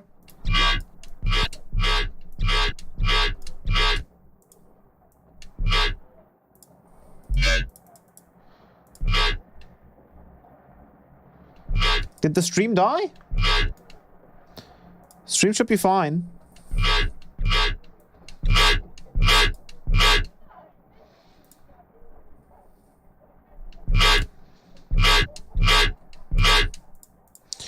Stream should be fine.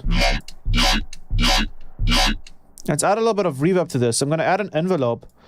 I'm going to add a reverb.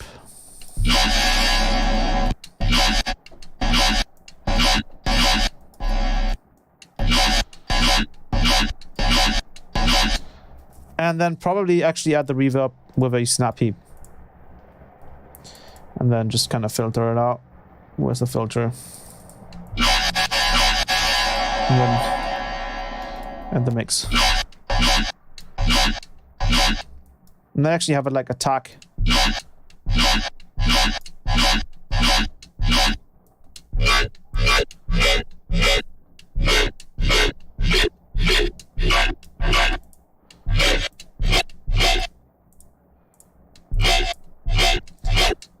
I might actually go back in and actually properly scarify all of these.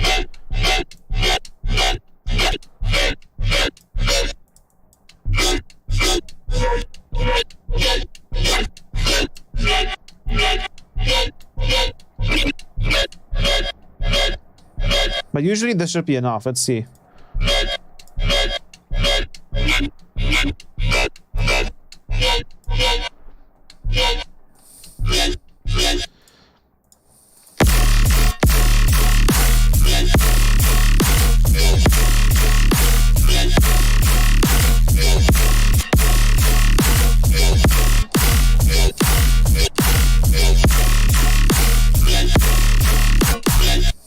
Turn this up.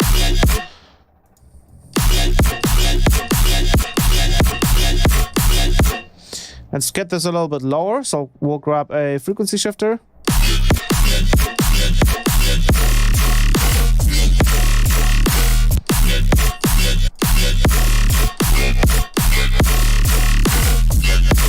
Oh, another thing we can do is we can actually just duplicate this. Watch this. We can actually just copy this, go to the next frame, which for some reason is always number 4. Maybe that's got something to do with the zoom in. I'm not sure. Gonna go to number 4. Not sure why I can never hit the number 2 here. It's really strange. Go paste, and then I'm gonna do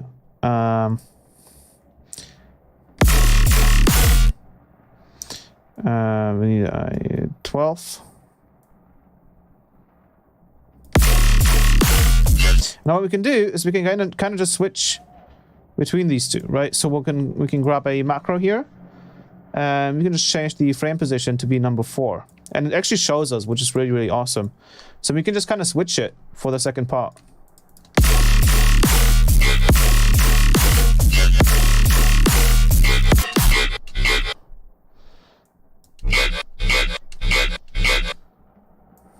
Oh, it was just your browser. Okay. Cool. Let's turn on the noise here as well. I think I'm going to properly scarify all of these again. I'll try not to do it a full percent. But it might be necessary. That sounds really nice though. Oh, you haven't even used the notch yet.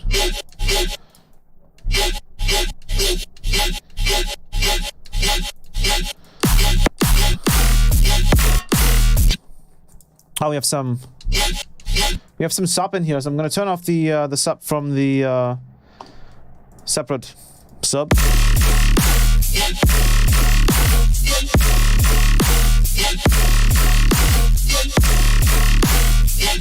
I actually don't like the double here, so I'm gonna just keep it clean, like that.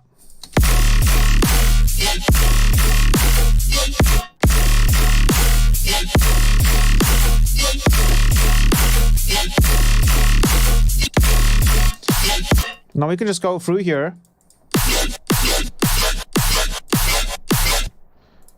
Let's try it.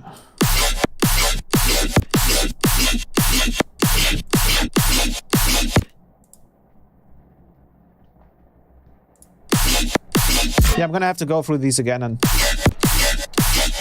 give them a proper squarify. I only did it at like around 60%, but I'm gonna redo this to be 100%. This needs a little bit more beefing, so I'm gonna add a distortion.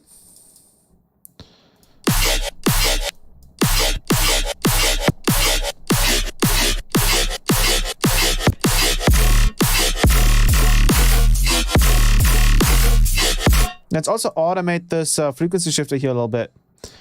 And then change it in the second bit.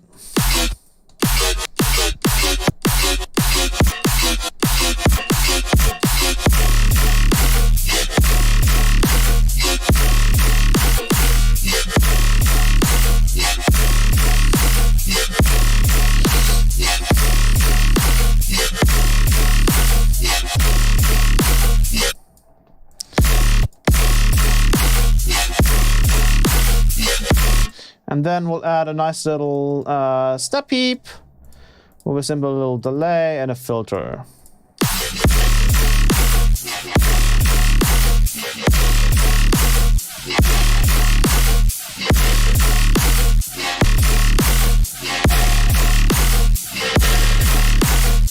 Let's mix the whole thing in.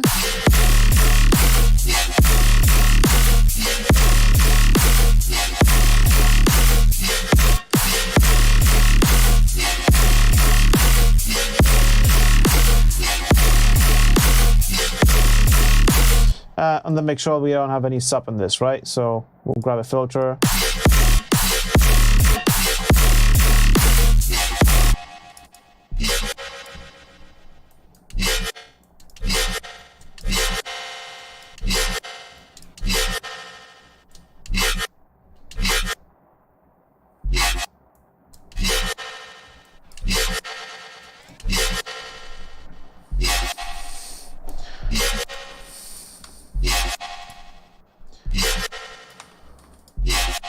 And now we can really mess around.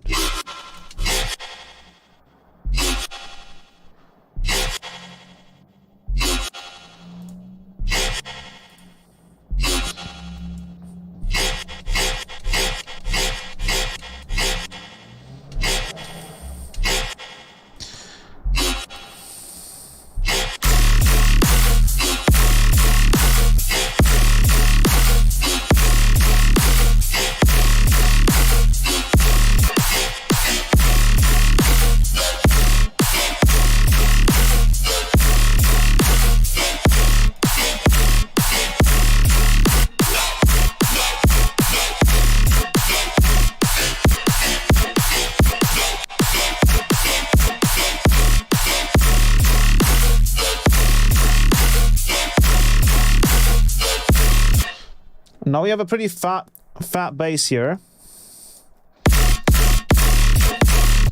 I'm a little against the amount of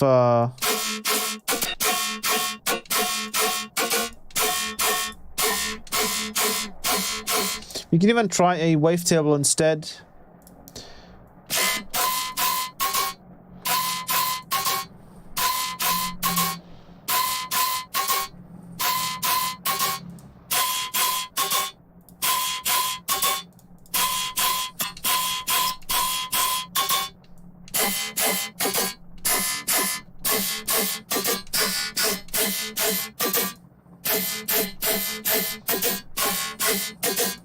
There's a little bit too much high end now.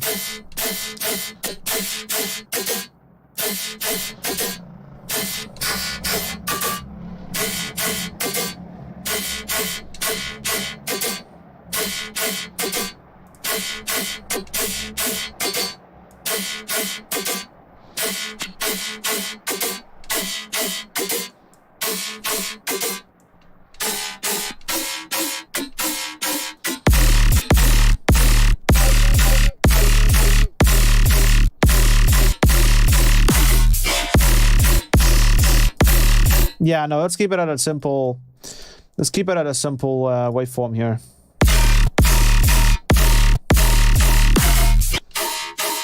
You just gotta find the right positions.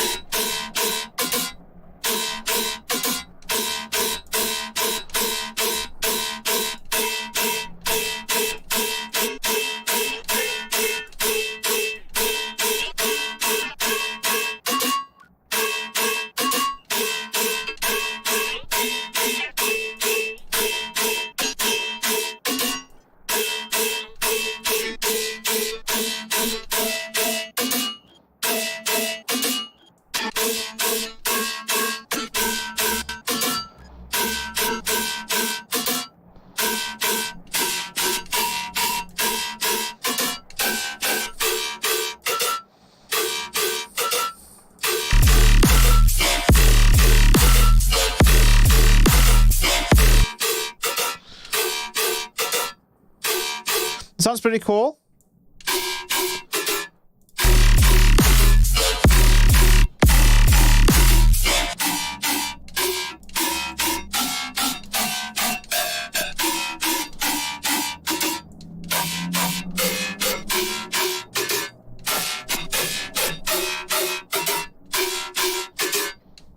Let's see if we can...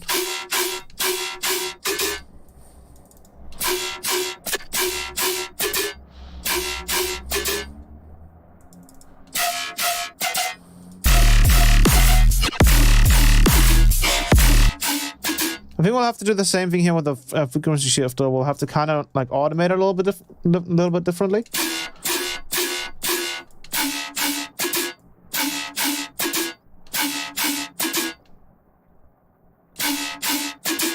Actually, sounds like we have to go even lower, like that.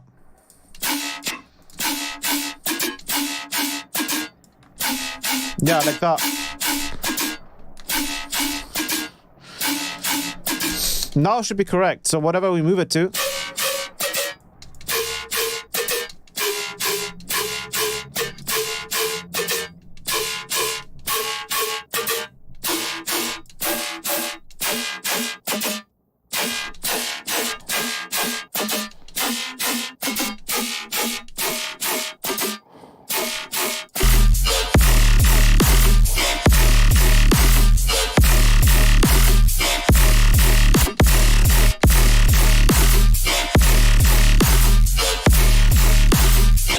Let's stretch this one out a little bit. Let's put it to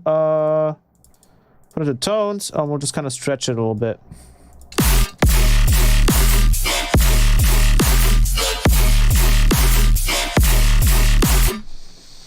This is also playing twice all the time, which someone didn't want.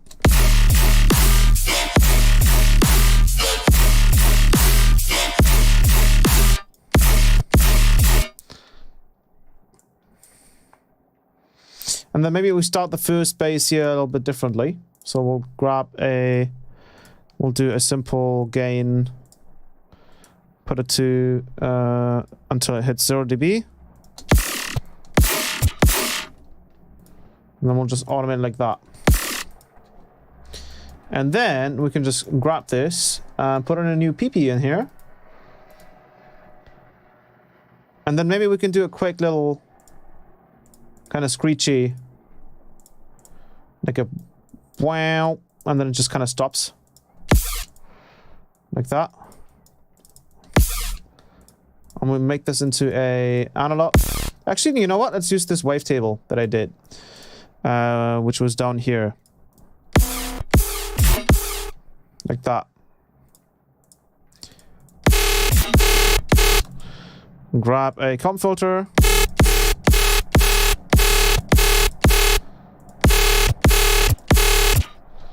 Add a little bit of filtering on here.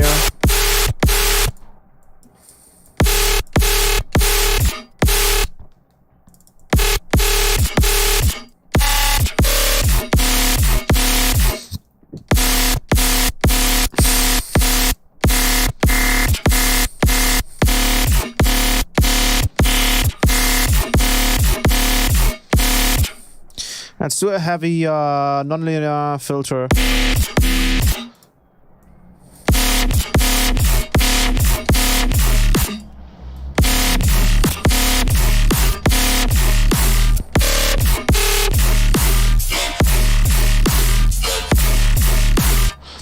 Let's grab a another filter here.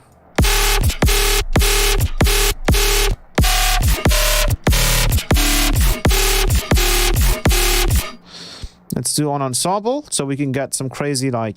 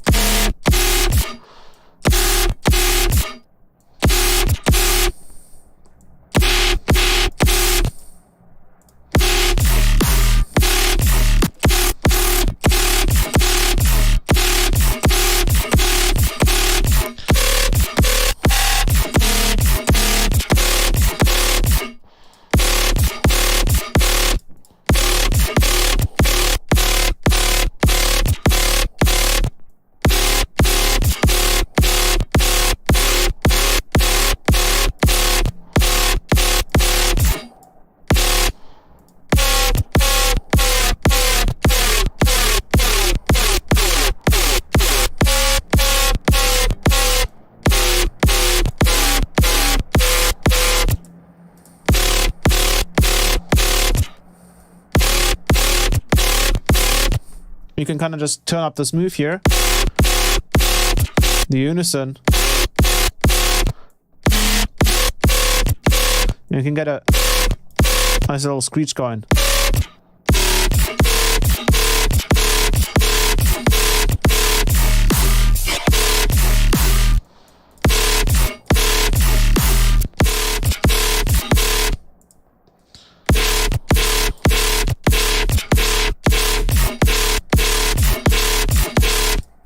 Maybe we can add a nice little, not transgate, but a nice little tape stop as well at the end with another LFO, and then we can kind of just have it activate at the end here, and then see what that does.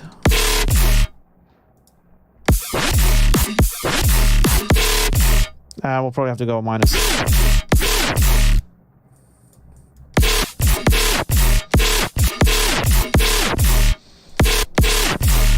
Let's add a disperser. Make this happen a little bit later.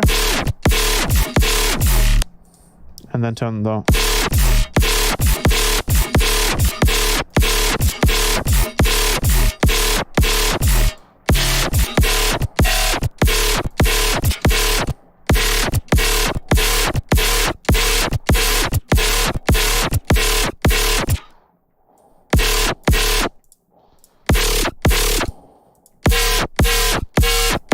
You also have other modes here like frequency stacking,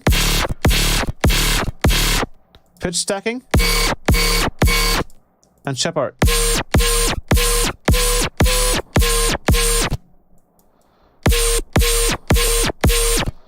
Whoa, Shepard is like immediately... Oh no, there we go.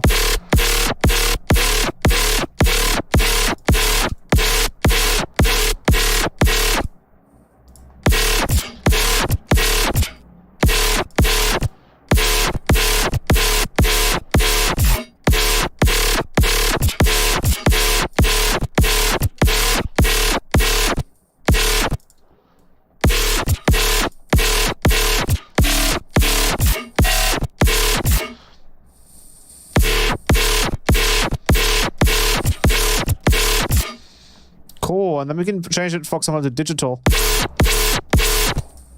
Metallic. Let's try fuzzy.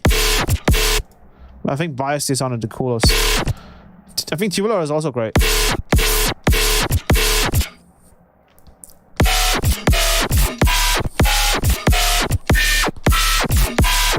We can also try a convolver in here. Mess with the face a little bit.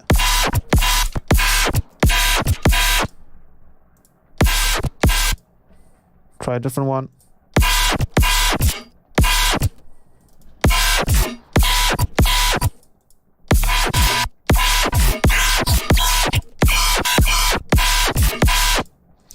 You can go to spaces. Spaces experimental. Glitches are really cool as well. So we have to be careful that we use an envelope here to kind of like keep it consistent with the mix here.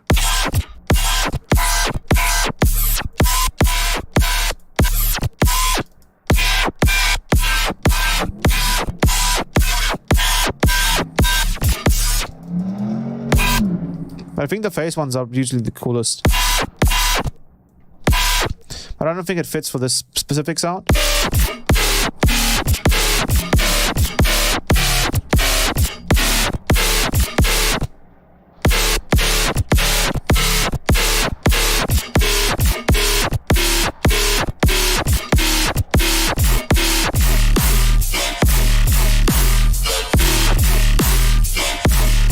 So we'll do like a...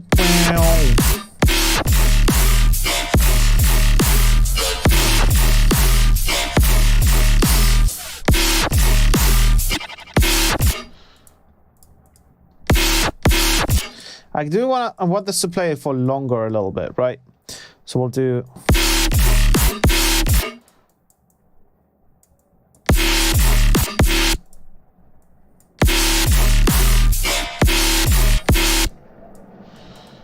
And then let's see if we can do...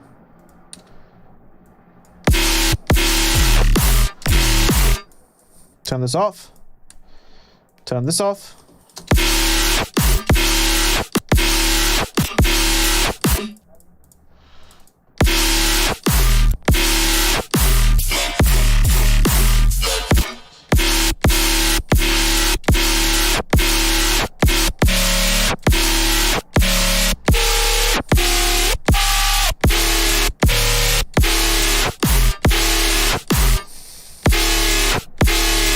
Yeah, the unison here is awesome.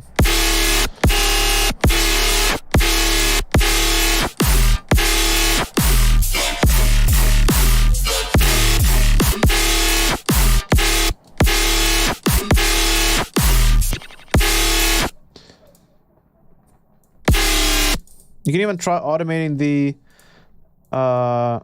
let's get rid of this envelope because we don't need it. Hola Alidian, hola hola, ¿cómo estás? ¿Cómo está? ¿Cómo está? ¿Cómo está? ¿Está bien? Esto está bien bueno, ¿eh?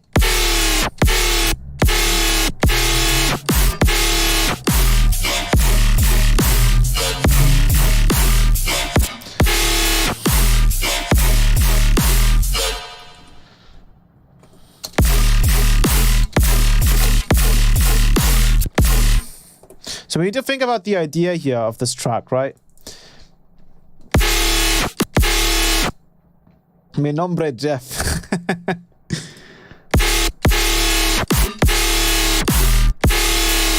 Let's get rid of the tape stop.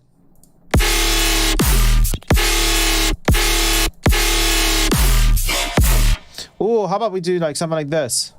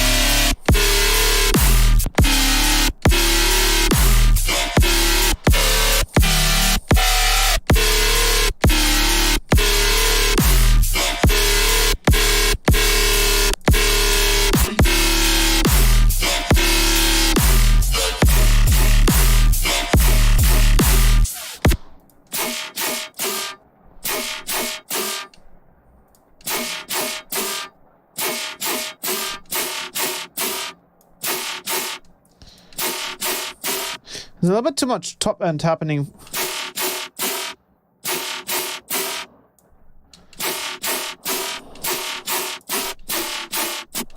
Whoa, what happened?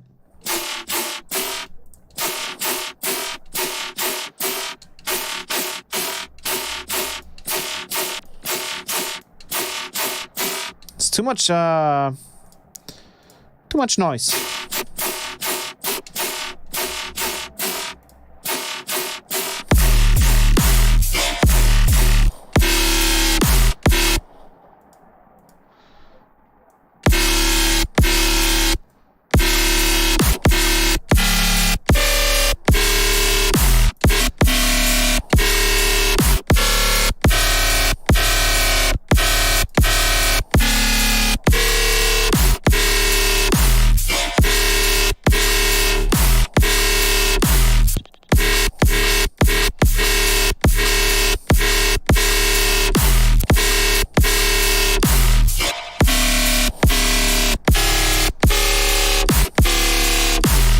You can also do a nice little effect here when we use a frequency shifter. Where is it? We can put the mix to 50.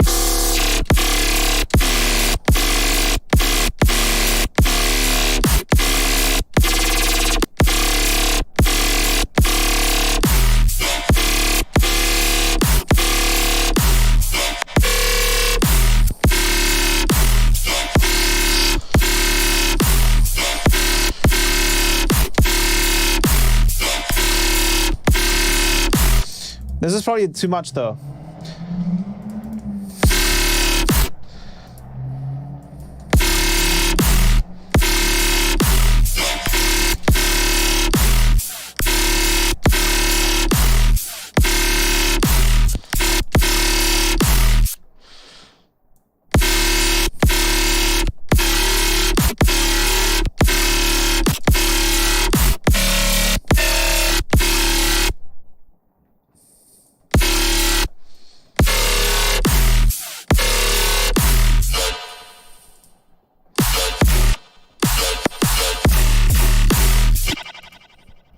right, what we're gonna do is we're gonna take these two sounds here.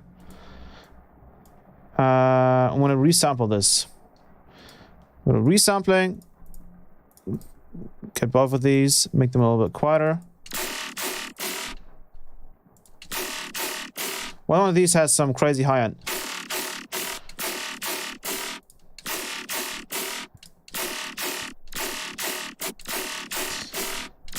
This one's quite messy, but there's not a lot of stuff that's actually making them messy. It just seems to be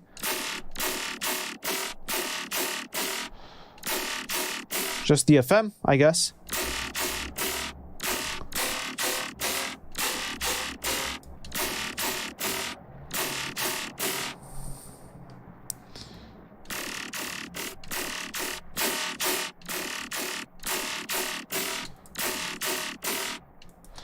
Now that we have that recorder, we can turn these off. Move them over a little bit.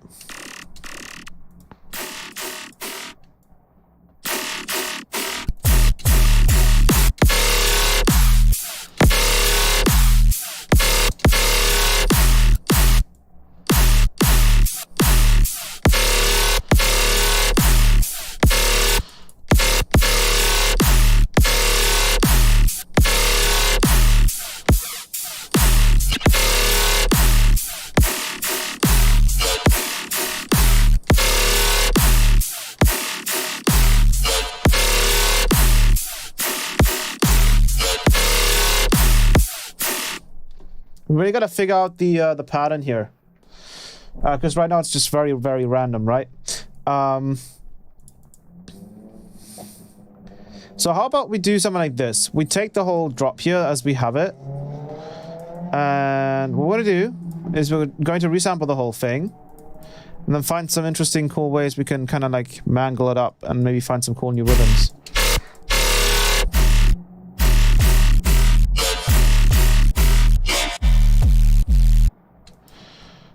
So what we're going to do is we're going to just literally turn off the mids here. And we're going to take this and send this to the sidechain.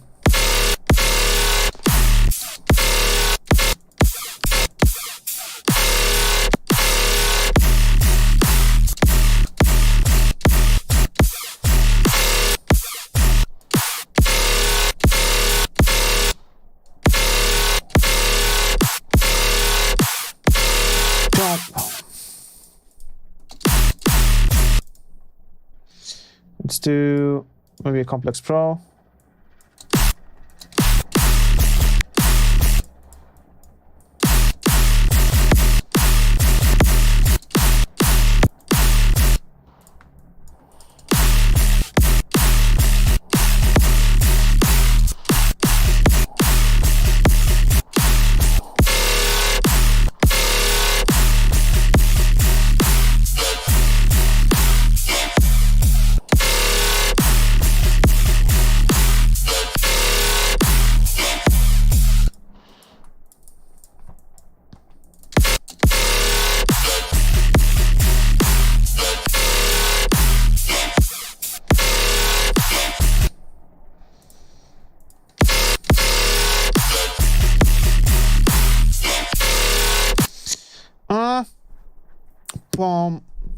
Maybe we should start. Maybe we should have this thing there somewhere else.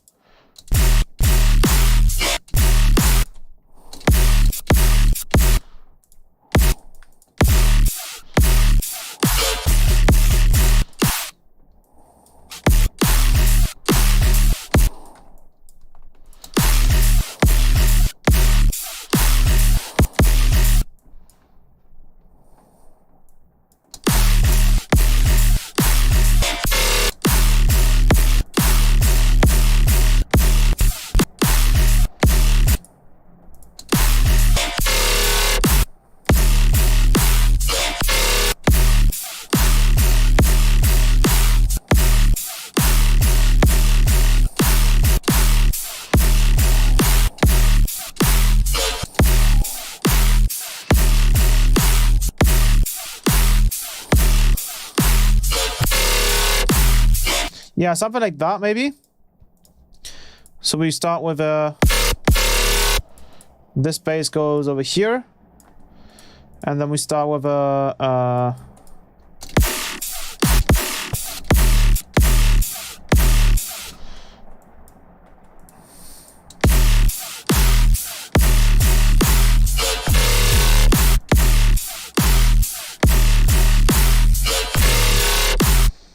get rid of this. Let me turn this down a little bit. Just subscribe to your Patreon tier 2. Thank you very much. I appreciate that. Thank you very much.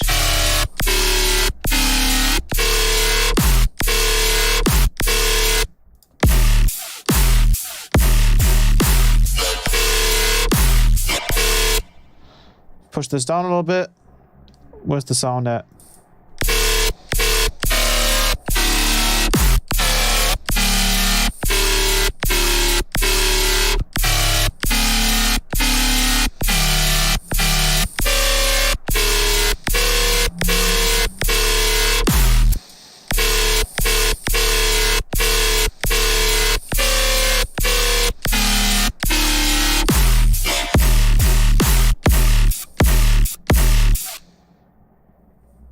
Static. I believe so, yeah. The 990s are great. Like, they, again, like as you said, with the 990s, you can actually tell when there's too much high-end. Like, with the DT70s, you can push high-end as much as you want, and there's no punishment for it. While with the 990s, there's, like, actual punishment with going too high with the, like, too loud with the high-end. I think... And it's like a technical thing where it's like, it's just better to use the 990s to mix with, because those headphones are like, they give you a, they're like, what do you call it? Like an actual, like they have feedback, right? If you, how do I explain it? So weird. They actually like audibly tell you where the limit is of how much high end you can have. While the DT7070s kind of just blur the high end, so it's a lot easier to overdo the high end and not really notice it. Yeah, funnily enough, actually, even if you look at the graph, the 990s are actually harsher. Like, they have more high-end. But it's not necessarily a bad thing, because any track that I actually listen to on Spotify sounds totally fine. But I noticed that in my tracks, at least, there's some where there's just too much high-end. I don't know if that makes sense.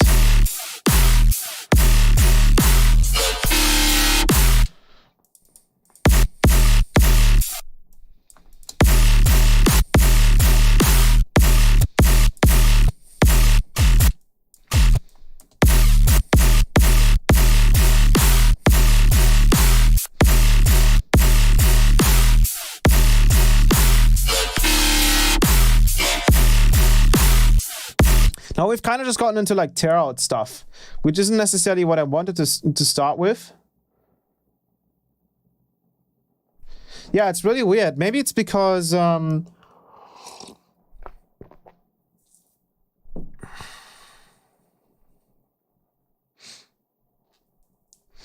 it's really odd. Like these definitely have like the highs are different, right? Like the high end here is a lot cleaner and clearer, but also a lot more delicate.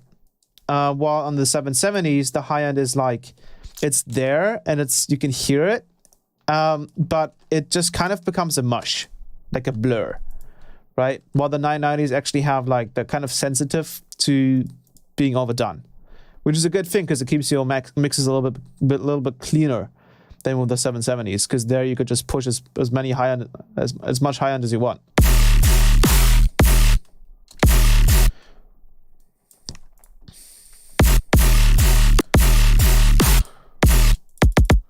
Let's try and see if we can find a different kick here that sounds nice as well.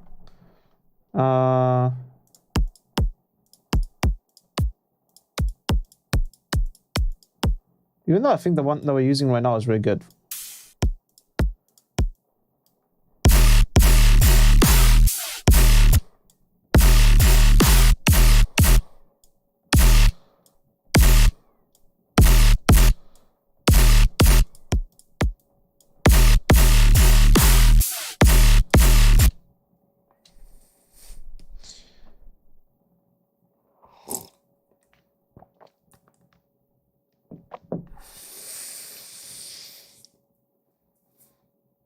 That's weird. For me, it's the opposite. And even if you look at the graph, the 990s actually have more high end. Maybe you're like, maybe the high end that you can not, like maybe your ears are a little bit more messed up than mine. So in my case, or maybe it's just the ears are a little bit different, right? That could be the case as well.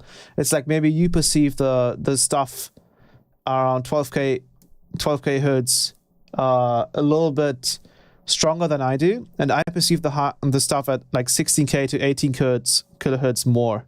It's really weird how that works. But like the thing is, if I listen to any like other professionally made tracks, it's like they sound fine. The headphones actually sound fine. But you can actually tell when there's too much, if that makes sense. I don't like where this is going right now, by the way. I need to... I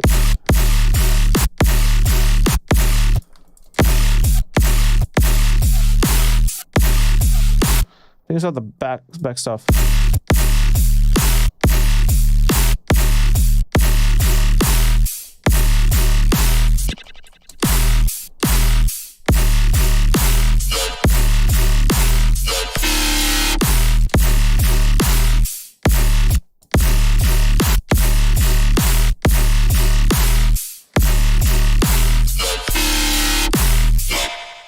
Okay, this is just completely random.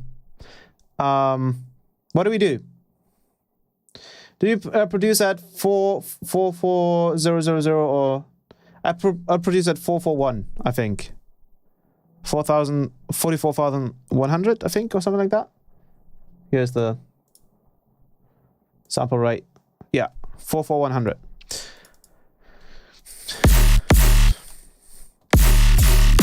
This is cool, and I think you guys seen it, but I do actually want to go with something else. I didn't want to go with super heavy stuff. I did want to go with heavy stuff, but a different type. So let's go ahead and trash this. Not the whole group. Oops, not the whole group. I wanted to go with something else. Let's grab Phaseplant again.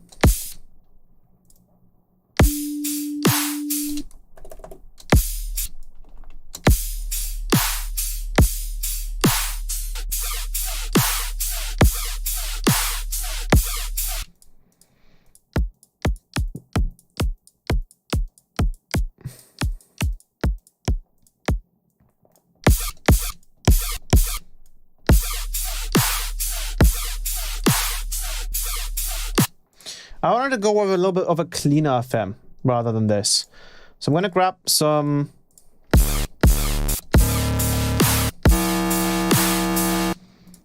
Switch this over to post-process.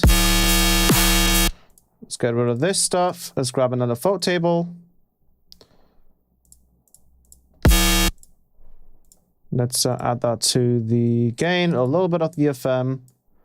Let's do a bandpass this time around.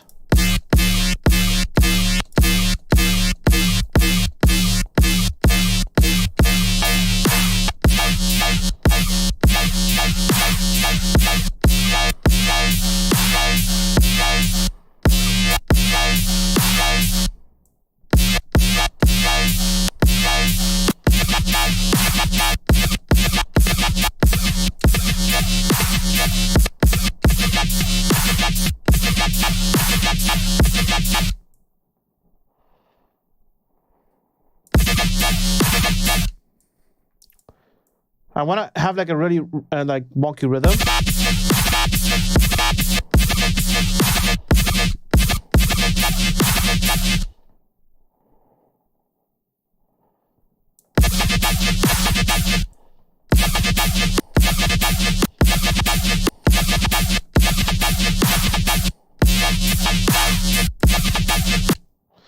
I go well.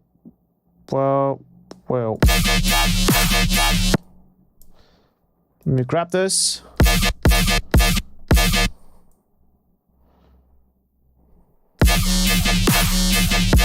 Why is it still playing when this is at 0? Is it because I haven't added this to the gain yet? Oh yeah.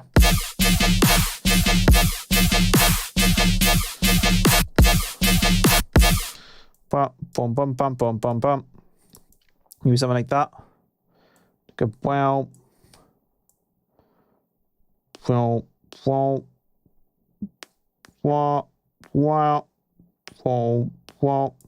That's only half of it. What? What did I do?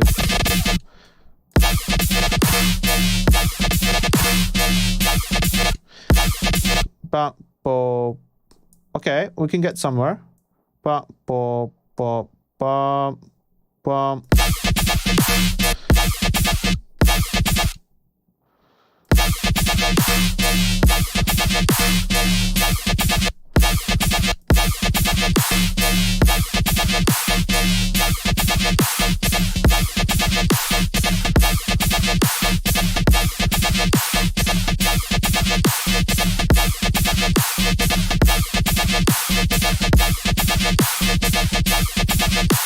That's cool.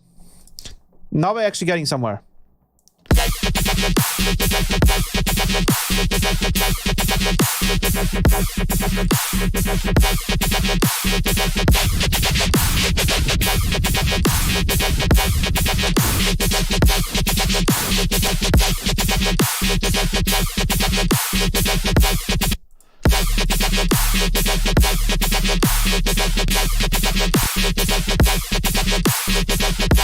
We can even change the phase here.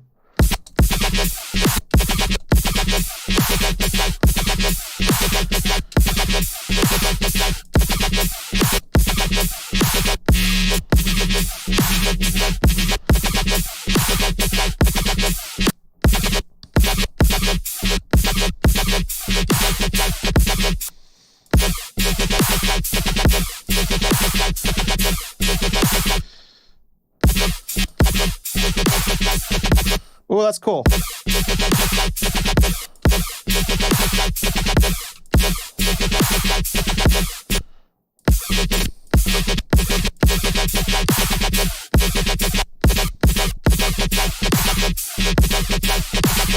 That's actually sick.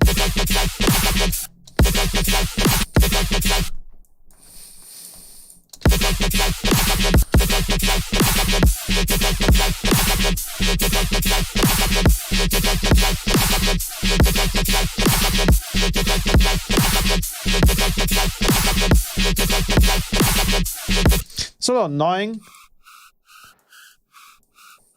in the background here.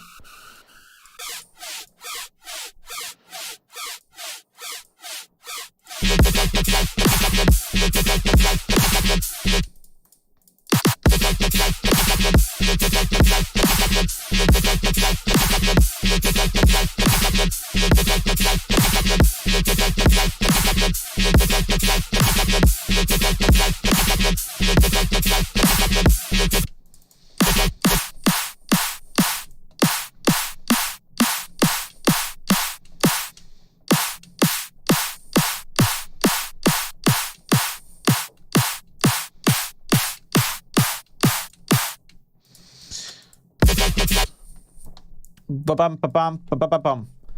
That's cool. But I think we need to get these a little bit more proper.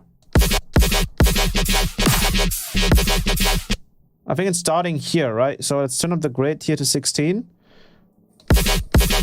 Let's move this a little bit closer to 90. I think it's playing this, right? Or is it playing this one? No, it's playing this one. Totally.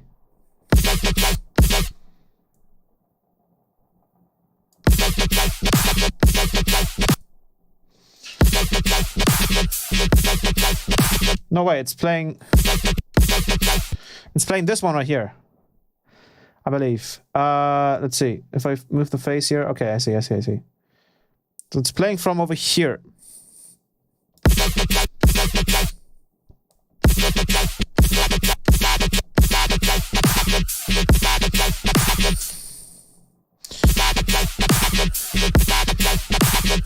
And then maybe you can actually just do like a triangular.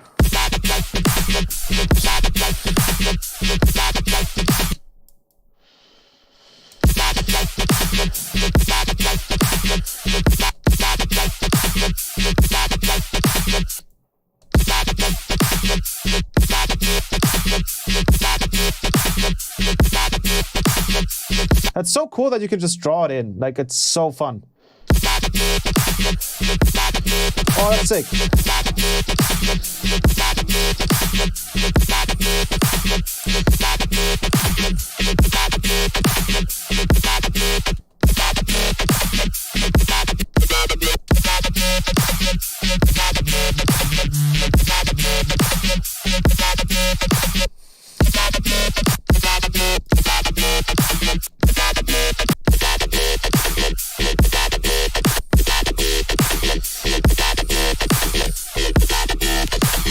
It's at a simple LFO, maybe on a cosine. Put that to the delay.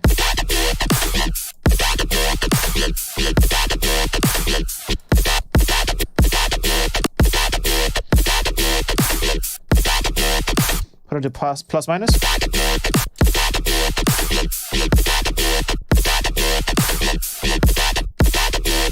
I think we actually have to just follow it, have it follow the rhythm here. I think there's no other way around it.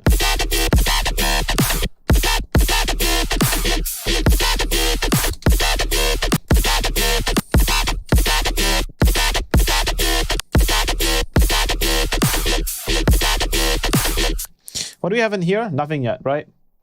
Okay. I think I actually made a little resonator here. Let me see. I do have a dual com, but I'm just going to do it really quickly here. Grab a resonator. Let's do a remap. And automate it from the remap. Then automate this thing. Automate the decay here. And let's just do minus from the get-go, right? And then... yeah, I think that's it. And then we just turn this down. Ah, but we need to do it individually. Okay, that won't work then. We'll do 50%. 50%. Turn it down all the way.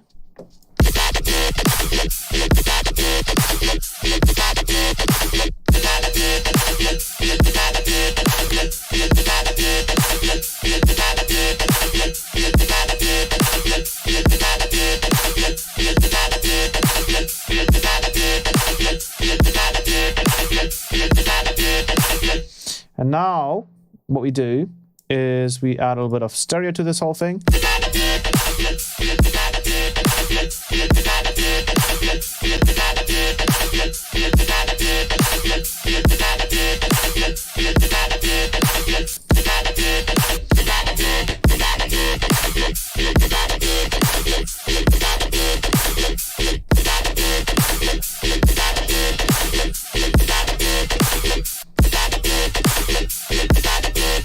Now we really gotta mess around with the FM here.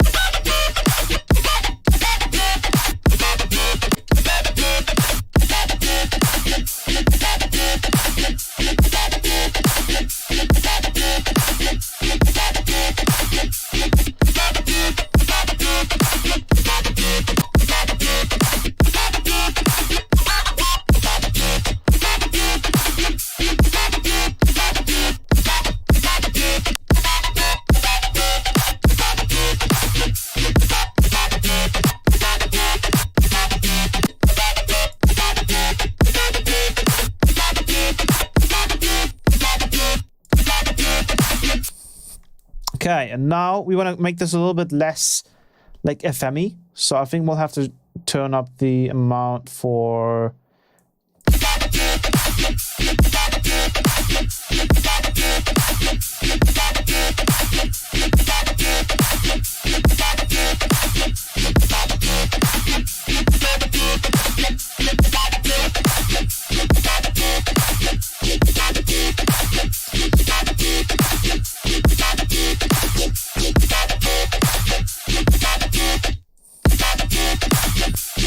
Let's mess around with the comp filters.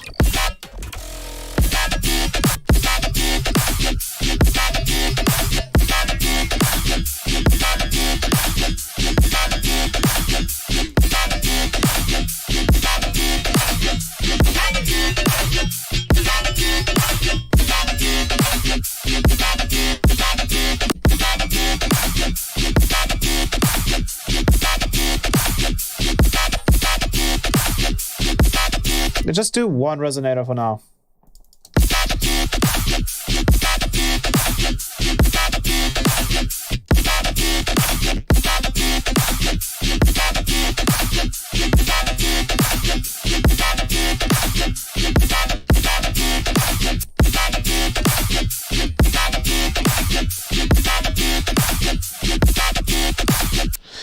Cool. Now let's set up the release. So that's a very, very simple FM bass, right?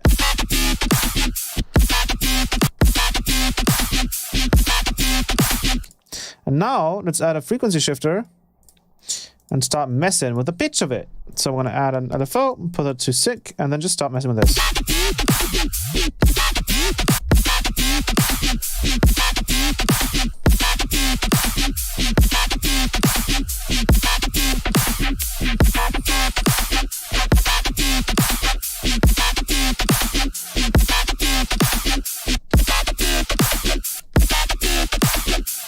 Now we can change it.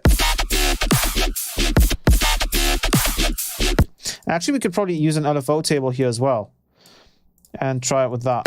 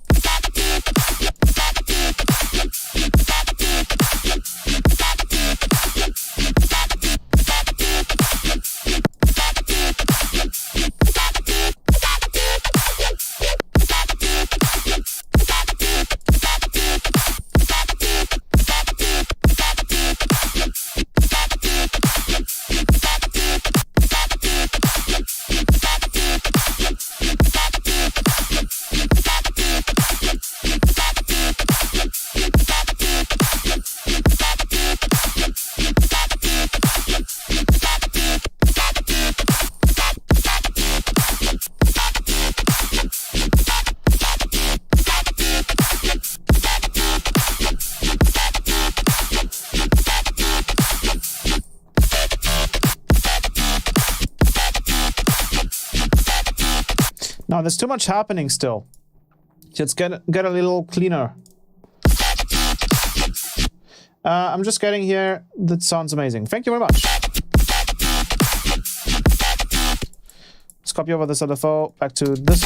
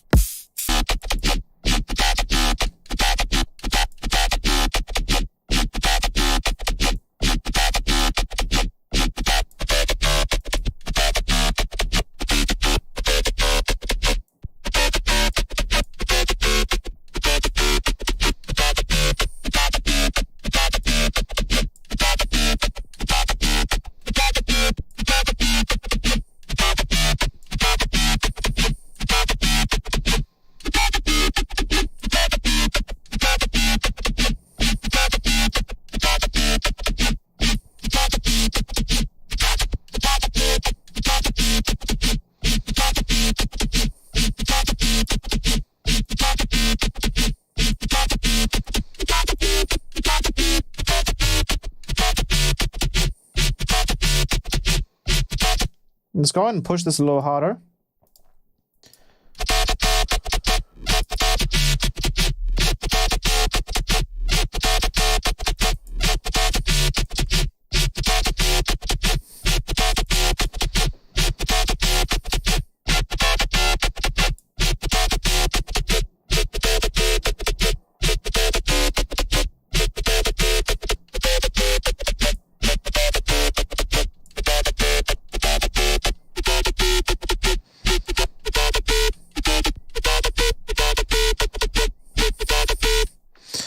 Cool, let's add a little bit more.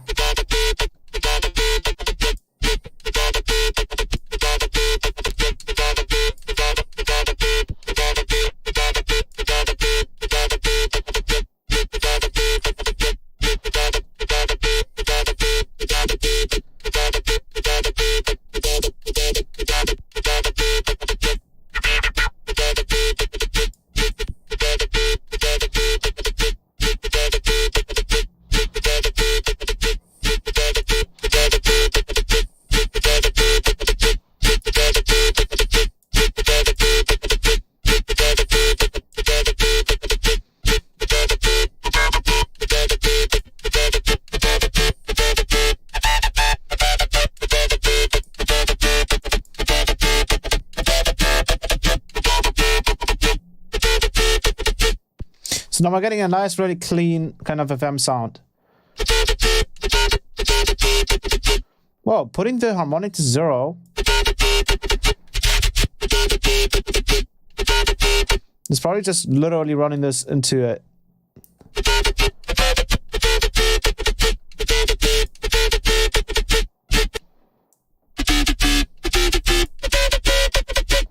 Interesting.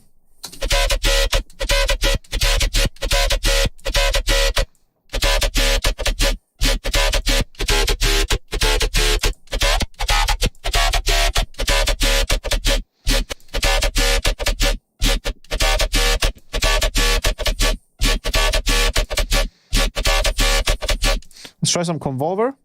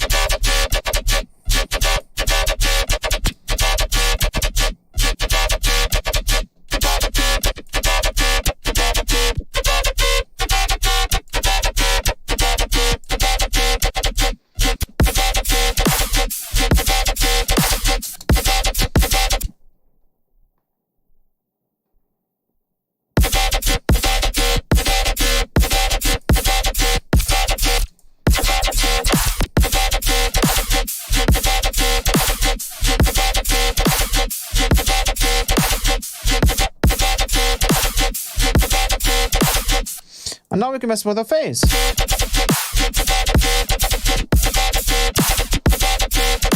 We can also go ahead and, like, for example, loop this like this.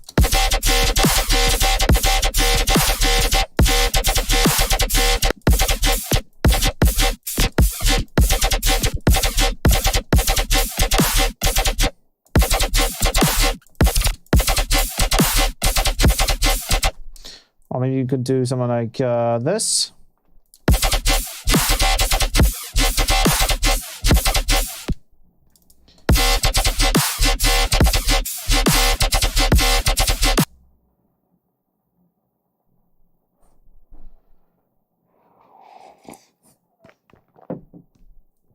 Crazy unpredictable sounds. That's usually what I use self-FMing for. Yeah, that makes sense.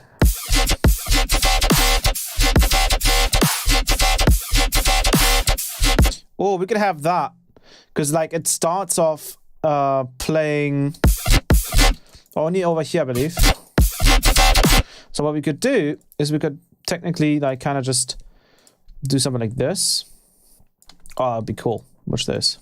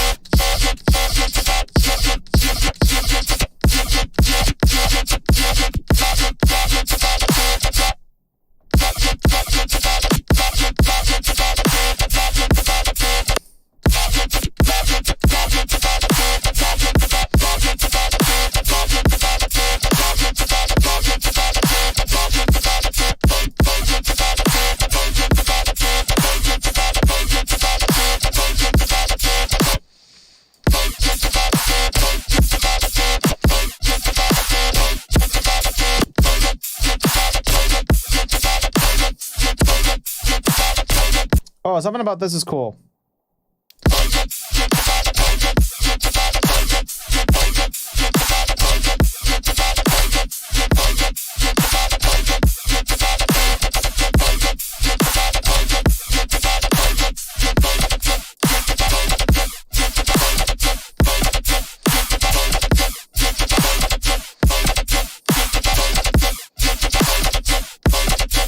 Now the sub isn't really being pushed as hard as I would like it to. So what we're going to do is we're going to do some really, really cool trick here. I'm going to grab the remap, and for the sub level here, I'm going to kind of try to exaggerate it. So instead of routing the LFO table to the sub gain, we're going to send it to the remap and then send that to the sub gain. And then we're going to go in here and we're just going to push it.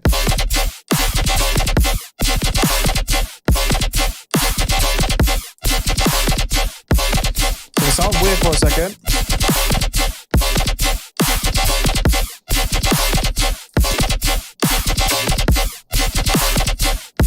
Oh, we just did exactly what I didn't want to do. Do that again.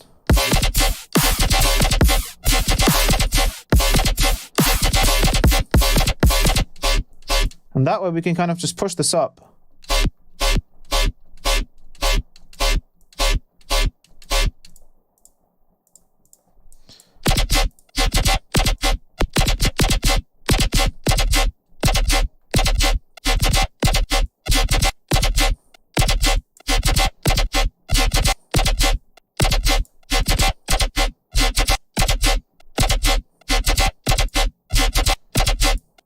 And now we can just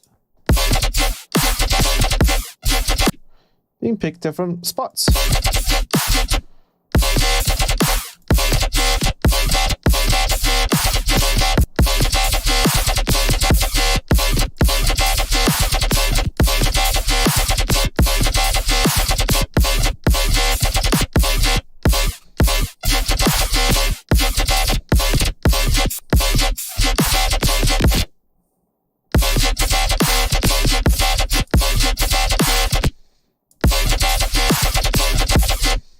Alright, come on, let me move this.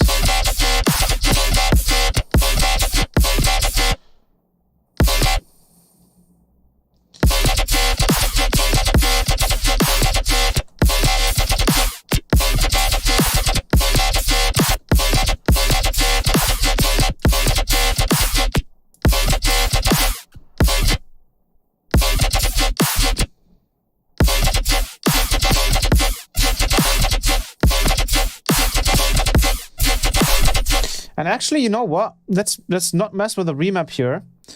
We're just gonna add that to the analog. Because now what we're gonna do is we're gonna just remove it.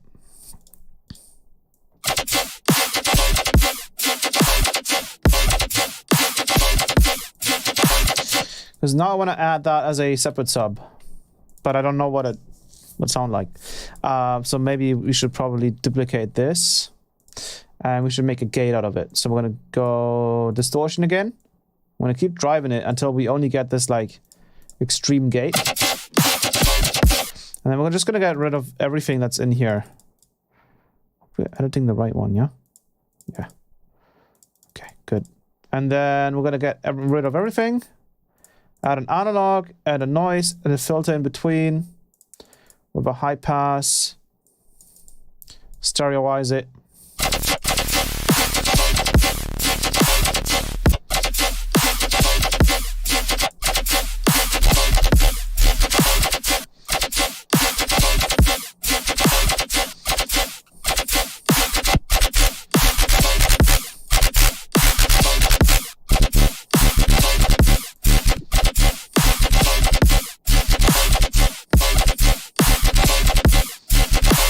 That's the filter.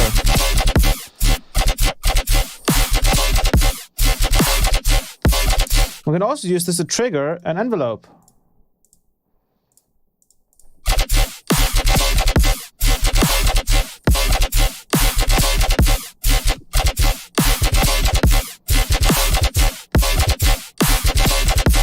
It should technically work. Now, the thing is, though, that these notes are a little bit too short now, right?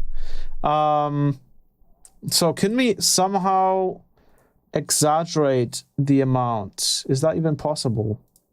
We could just kind of draw it in, I guess. Like, we can just kind of draw in, yeah. Can make all of these a little longer. Like that. Kind of just exaggerate it. Like that. That's awesome that you can do that. Let's distort it again.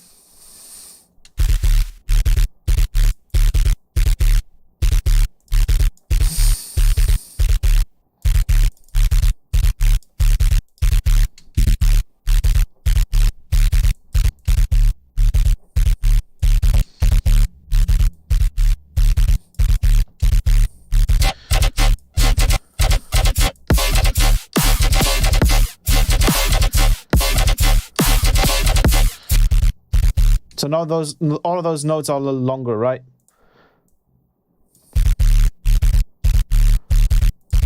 And now we can add a lot more punch to it.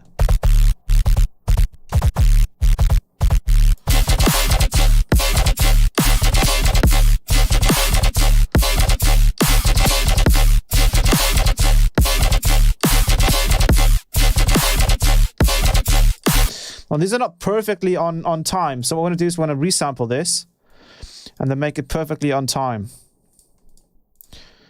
Record it. And nice. So that's 11.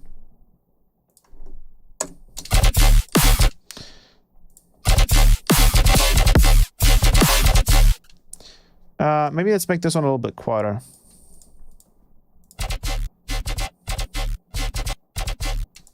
I wonder if there was like a quantizer kind of thing for this kind of stuff. So I'm gonna grab this, put it over here, put this over here, and then we're just gonna start like cutting it so it makes sense for all of this stuff. Turn this stuff up.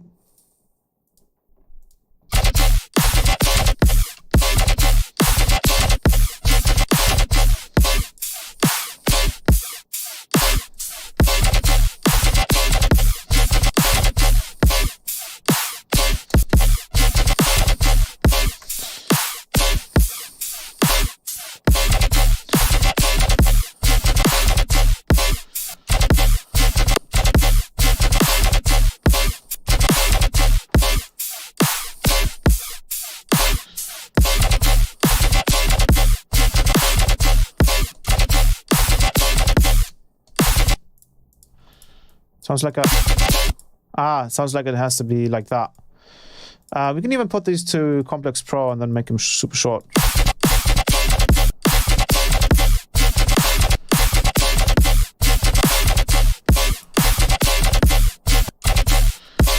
I think even this bass though. I mean, we could even... How do we do this though? How do we send it? Let me think of it. You could try and do a separate sub right in here actually. And then send it to, instead of sending it to post-process, like what we could do is we could, well, let's just record it though. Just put the,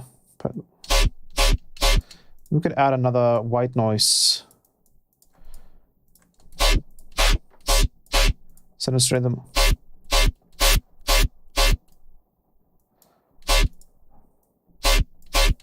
Doesn't sound too bad. Move it.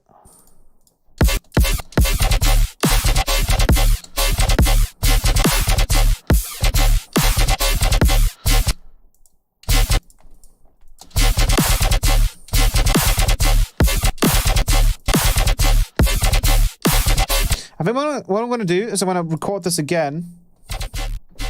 It's always the same, so I don't know why I kept doing it for here.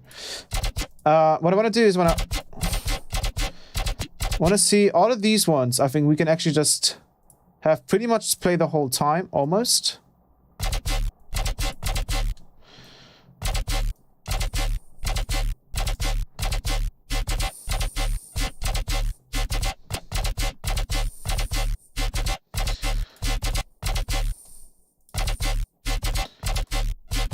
So this is literally playing the same thing.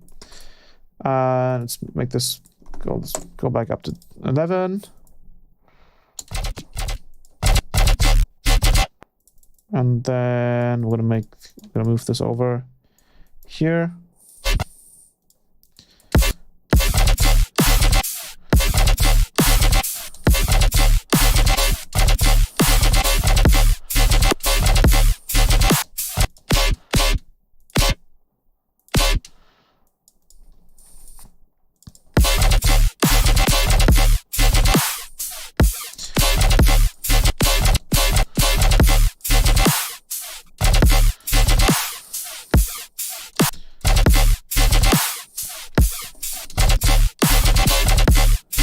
Honestly, we could just... Nah, this is like kind of dumb. Let's just do it like this. Let's just do it like this. Put it back to 0. And this is a cool sound. It's a very, very simple FM kind of sound. Some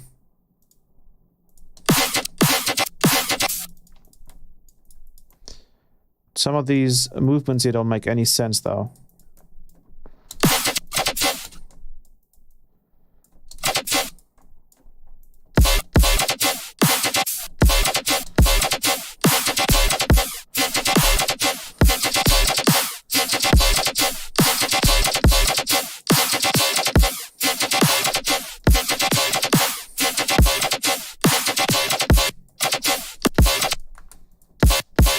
I cannot hear this.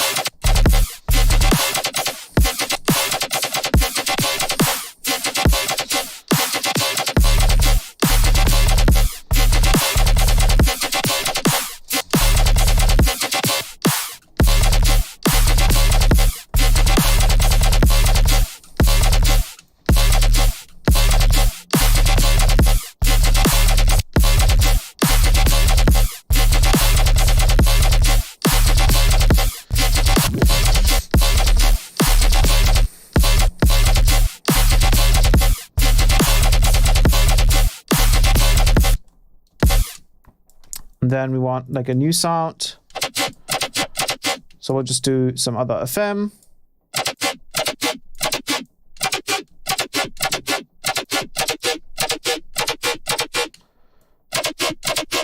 Like that. Let's record it. Let's record the whole thing, right? Make it longer than that.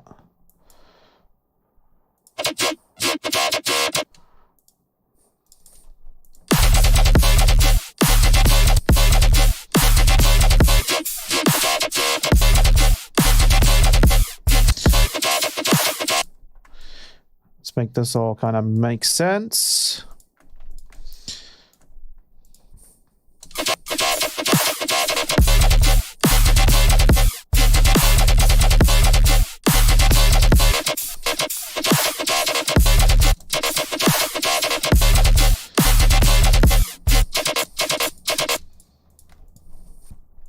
Move this over, probably here.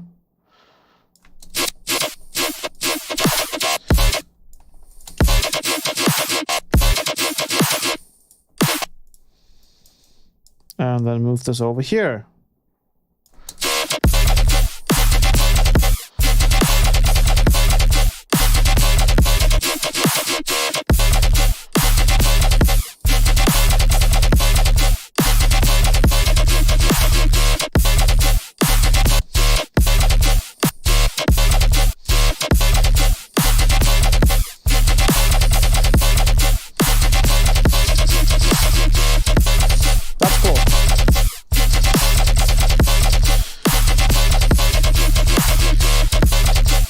And now if we wanted to, we could turn that also into, I can already think of how we could turn this into something melodic.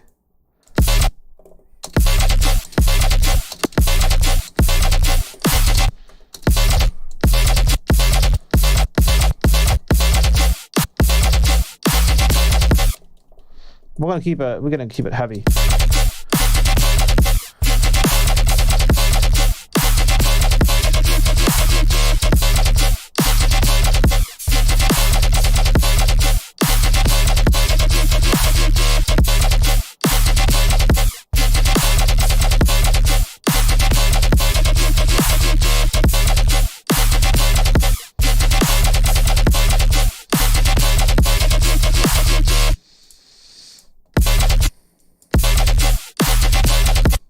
Let's put in the no trigger.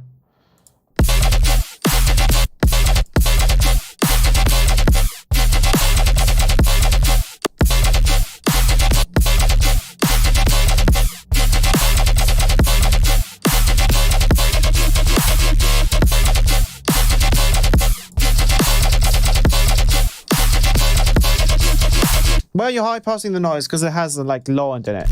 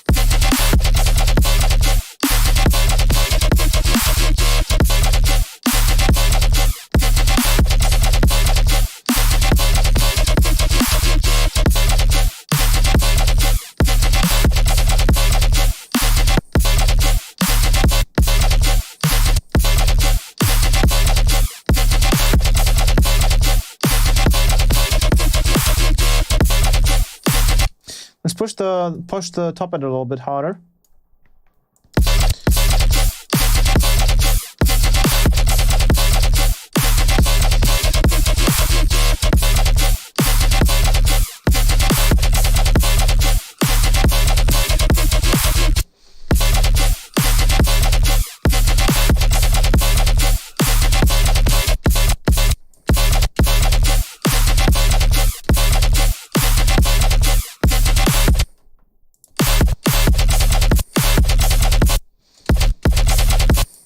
Sounds really cool now. We could turn this into, I could literally have like a second.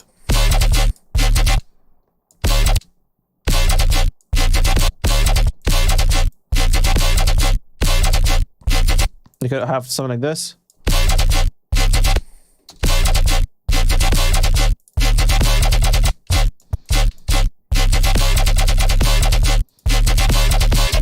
I'm not sure if it's going to work directly. But these sounds are usually very useful for that kind of stuff. So we could try. Just for fun.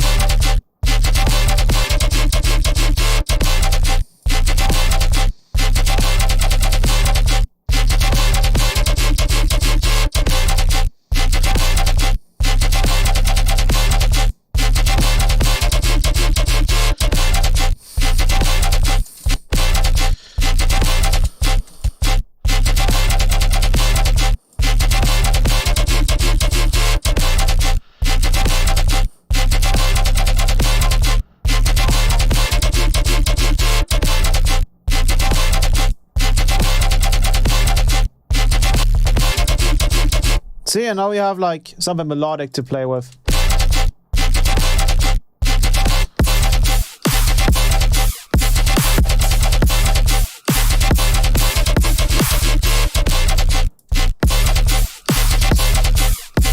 But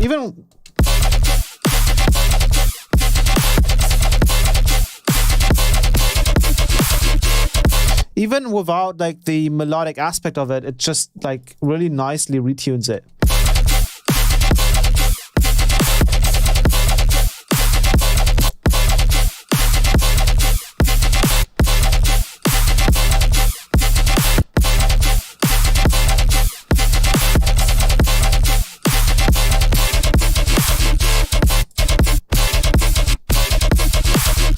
Like without it sounding like, you know, completely atonal.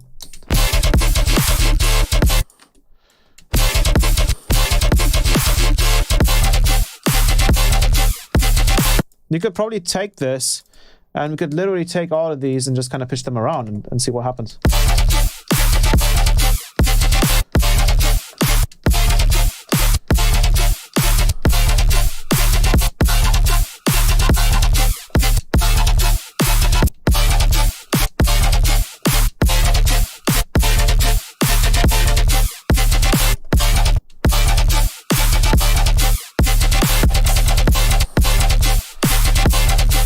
It actually sounds like all of these want to go up one.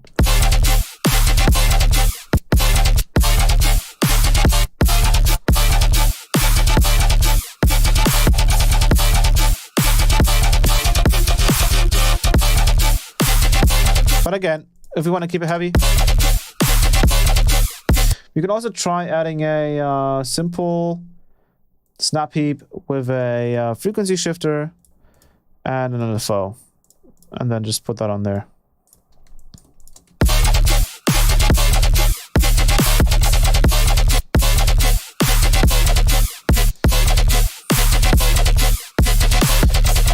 So we could go, you know, we could do.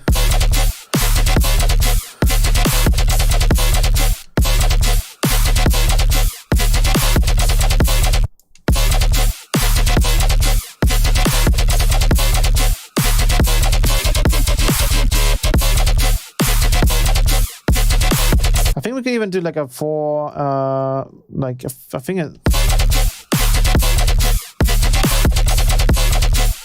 Yeah.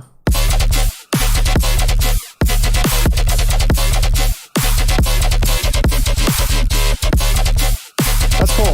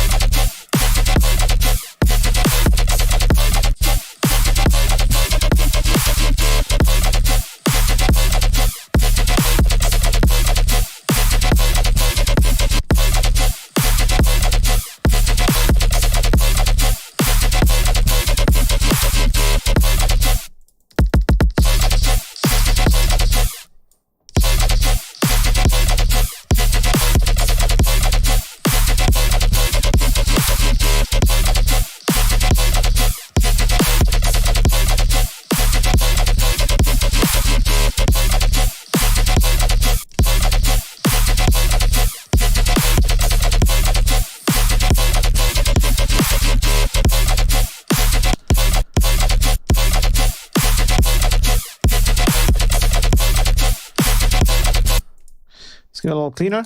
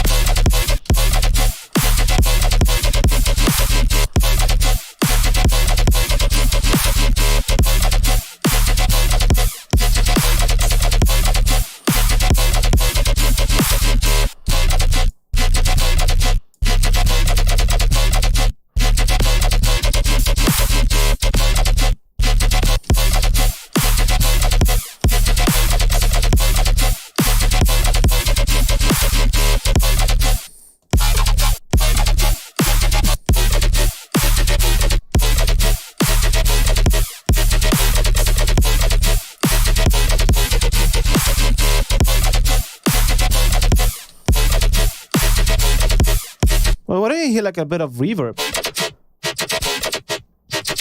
Is it just me?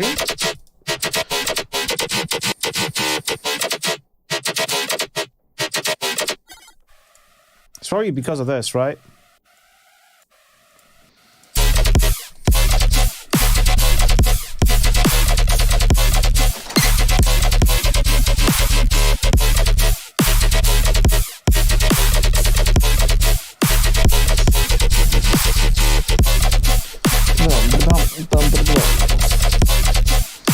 Yeah, I think that's pretty cool.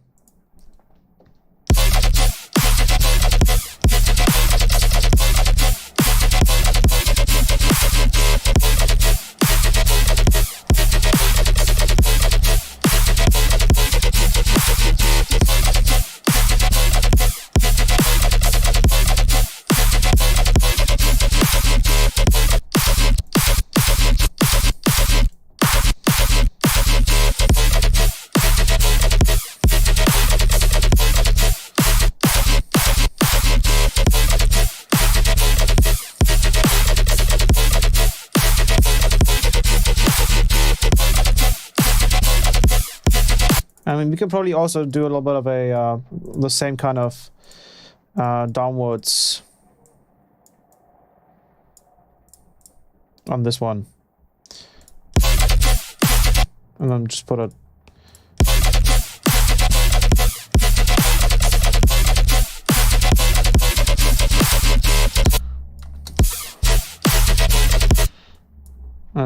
Let's quickly throw in a growl in here. Copy this. Paste it. Load up let's go bass in it. Grab a random wavetable.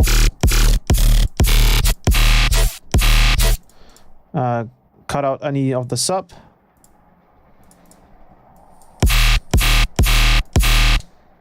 Let's automate the bandpass and the notch.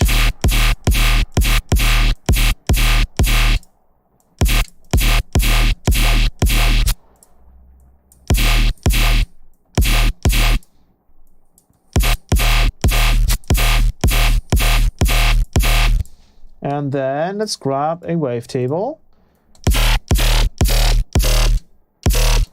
and do a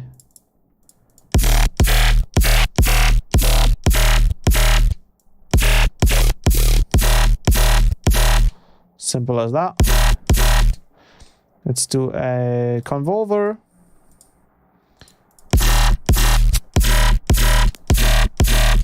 And let's do a foam filter.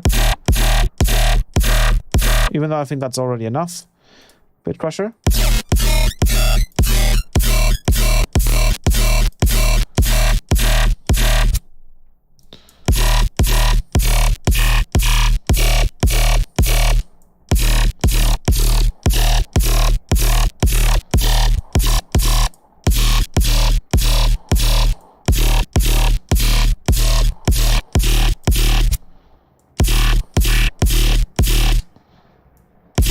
Push it.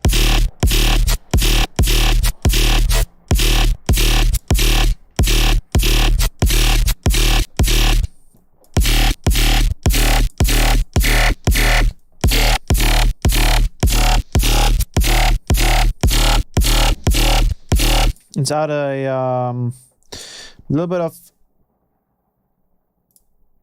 stereo, and let's add a phaser. Turn on the depth.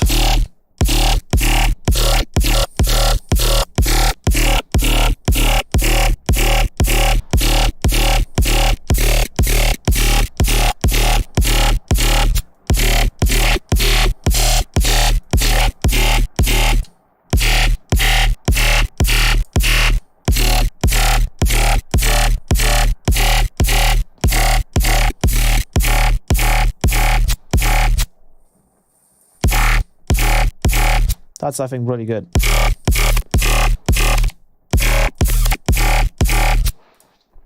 Now we got a nice little...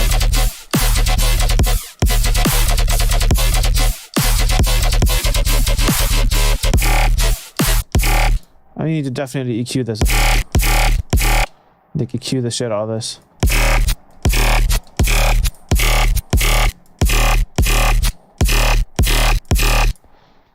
This needs to be EQ'd.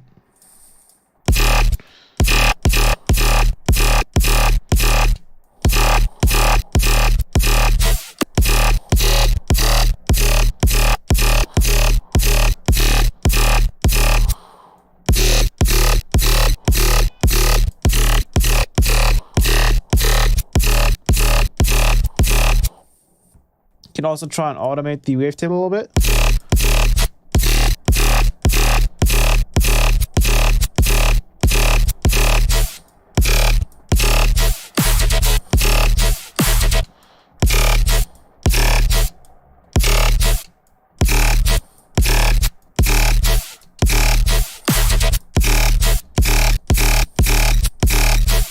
Let's grab a, let's delete these two and then let's put that onto the mix here.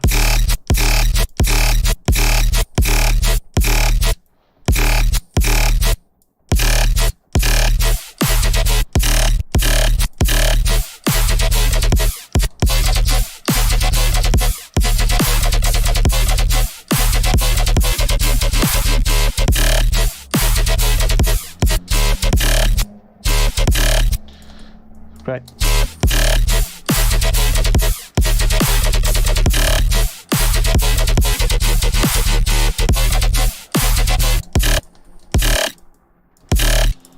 We can do some changes here, but it's simply just using a macro and then messing around with this.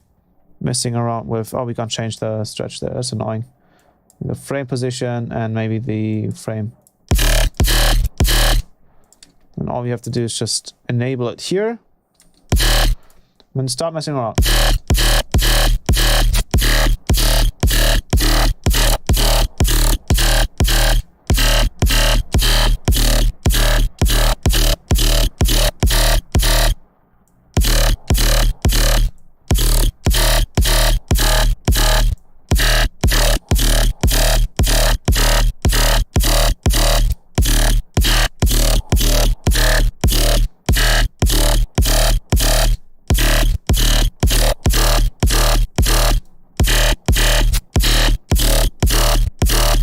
Cool, and then also maybe mess around with the phaser position.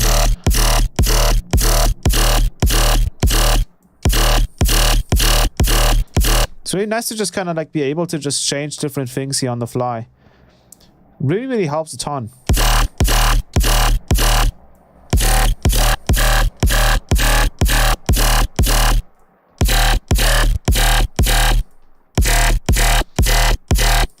That's really like a really cool feature.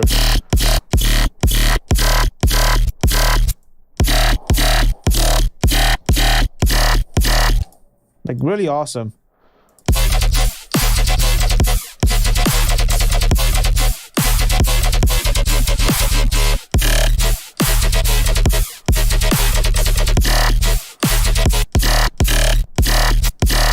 Let's keep messing with this.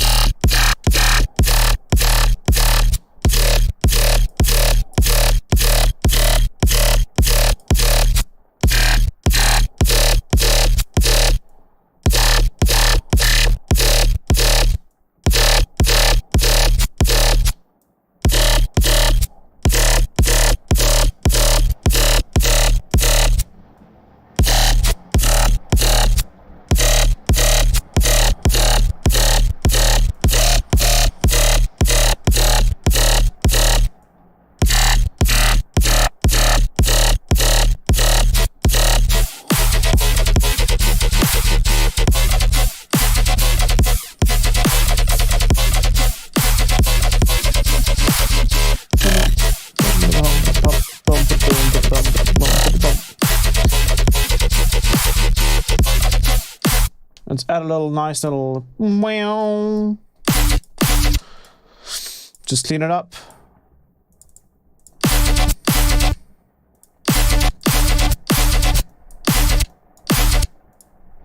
A little attack, a little release. Turn down the sustain.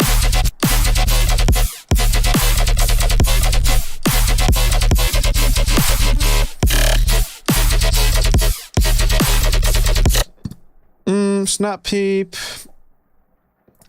chorus, reverb.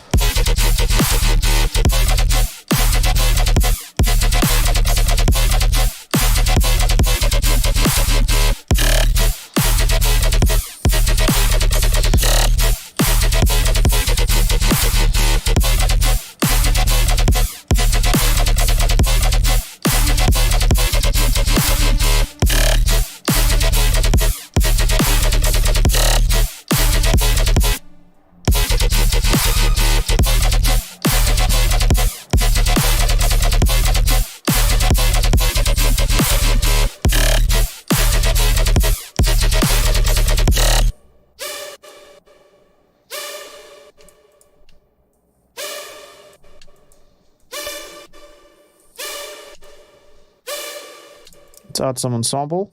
I think there's even more random.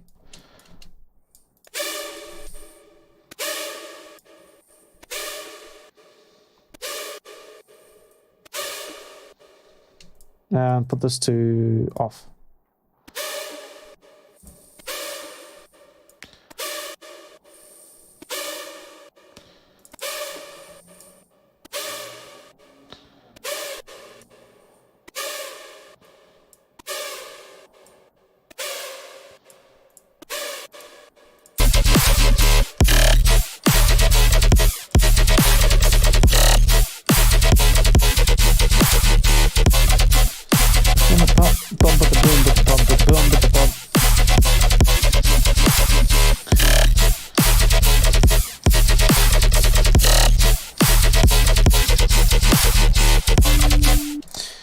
So like a wham wham, like a da da da da da da da da da da da da da da da. I want to use unison.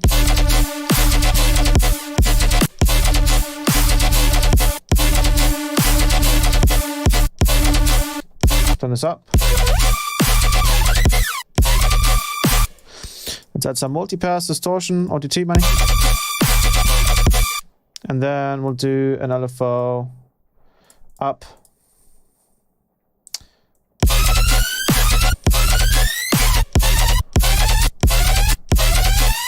Like that.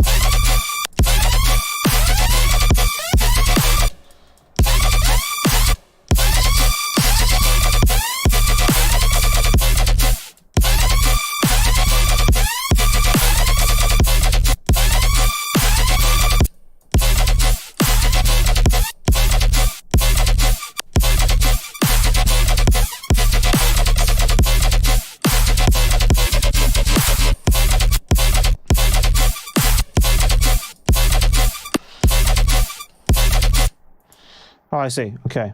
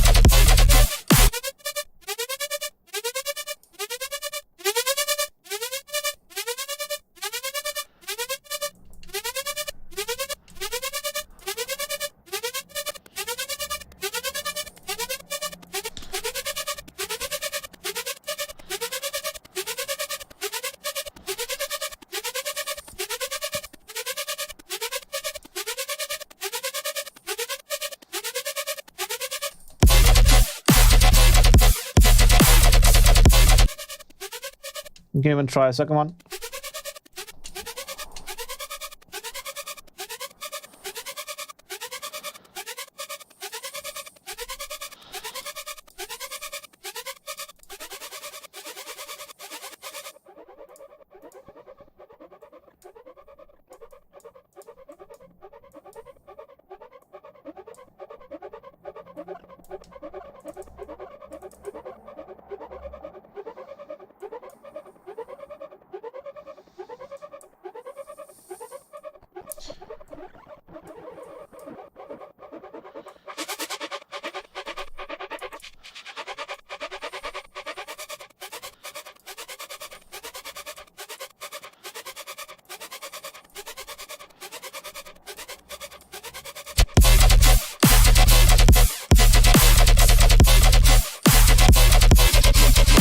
Hello.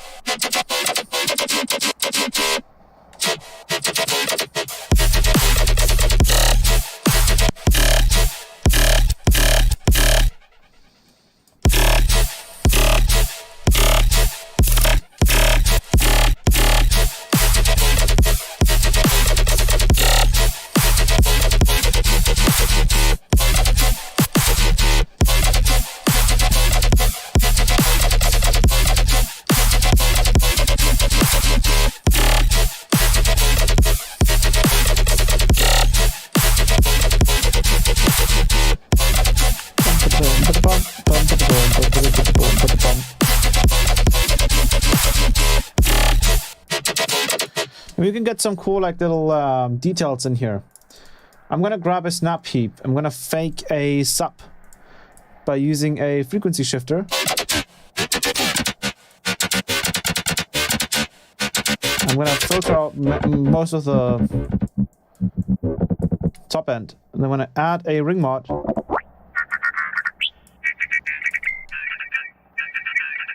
Actually, I'm gonna have this before here, so we can actually just.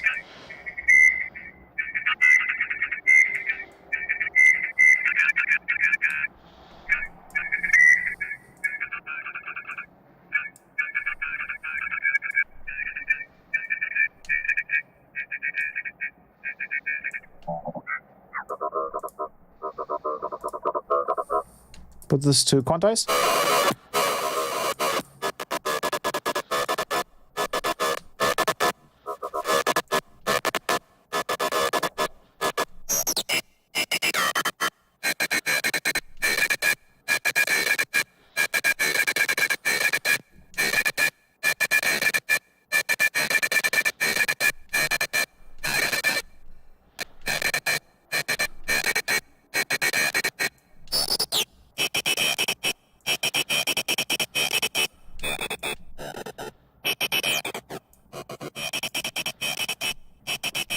And we can probably mix that in, so we can add an audio follower and mix this whole thing in.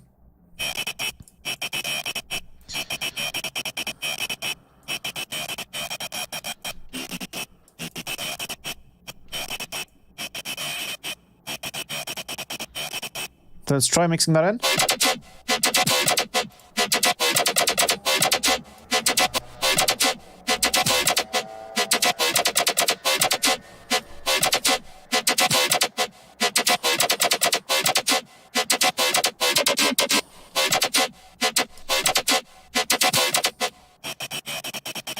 I think we're gonna have to compress it a little bit. And maybe reduce some of the bias.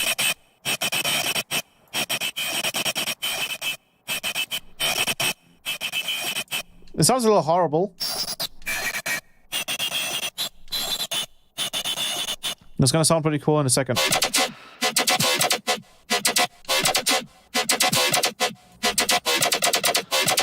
Like that.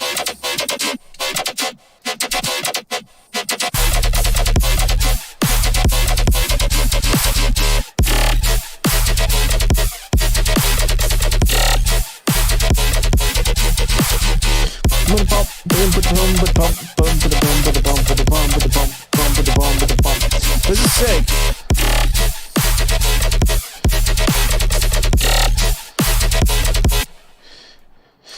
We'll do like a bam, bam, bam. Make this shorter.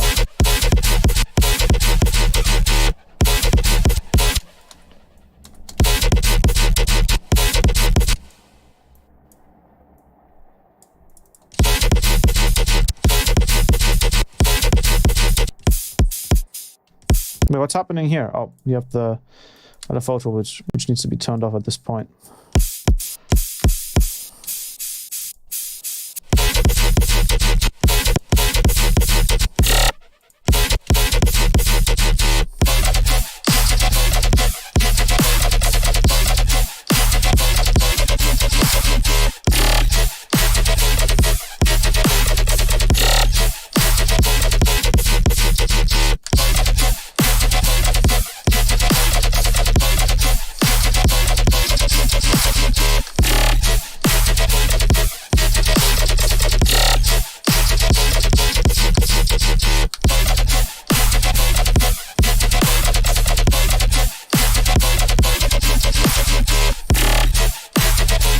Filtering it out.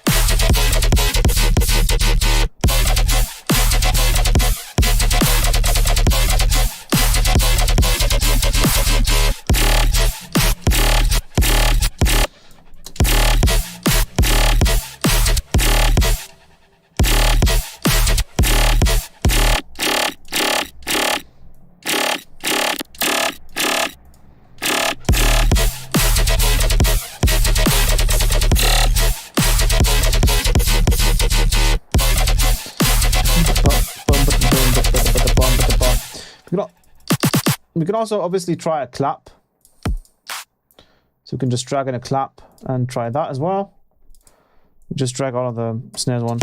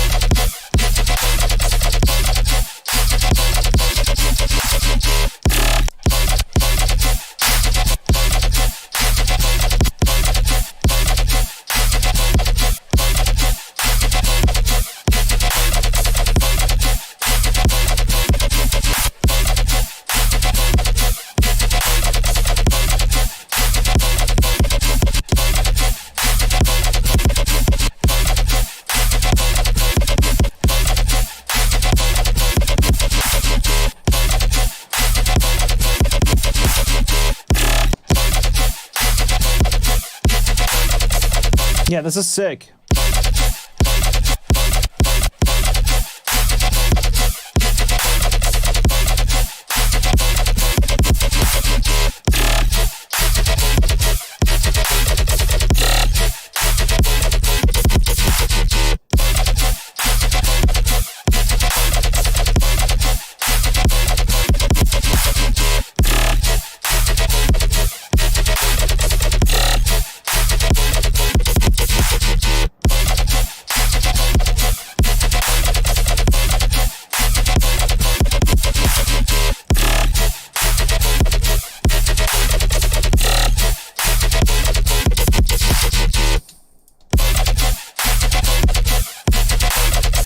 Both are sick though. I like both of them.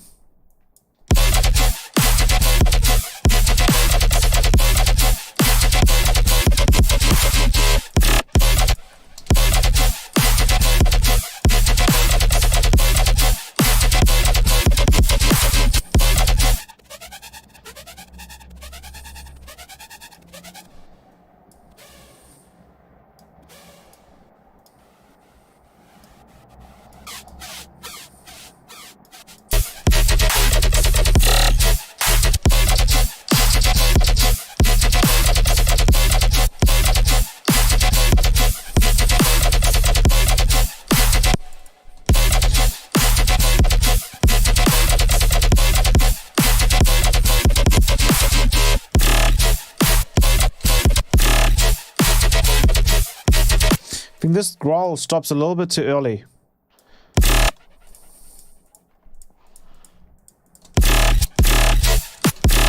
So maybe we can drag it out a little bit.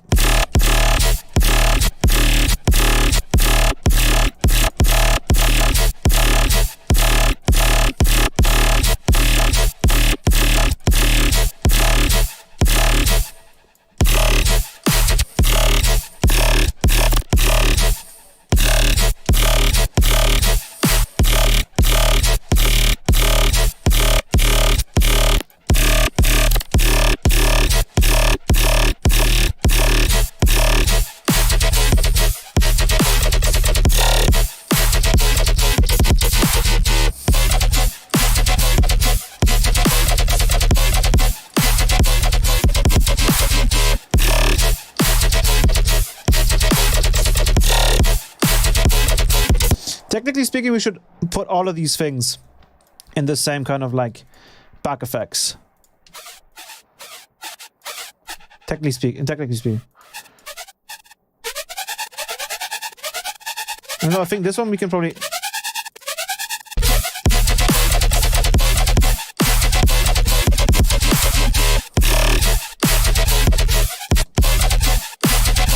What happened to the snare? Was it?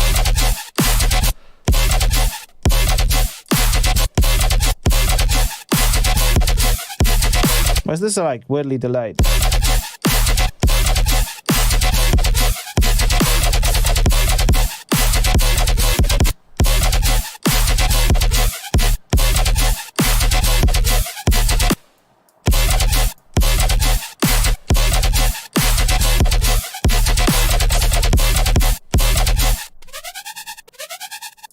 We need to bring this in.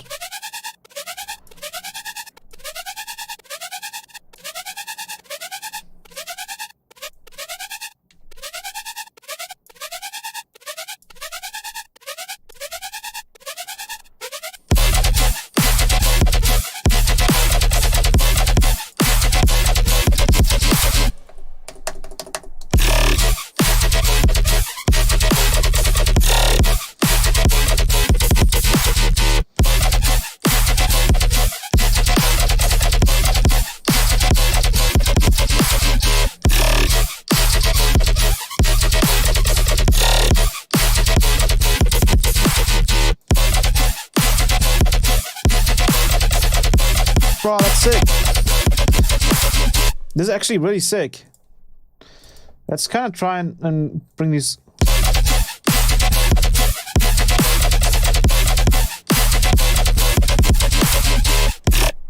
And then when we hit...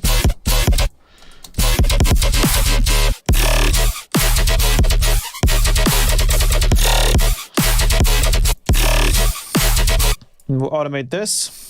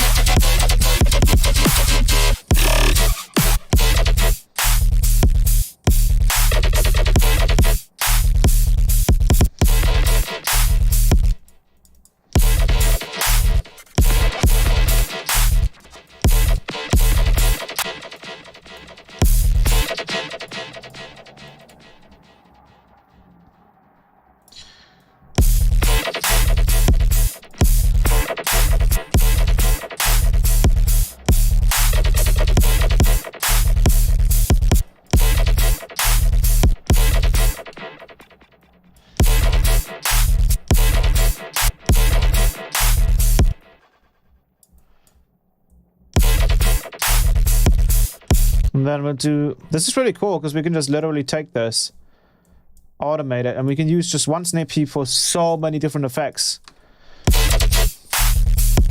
Like, we can just turn this on.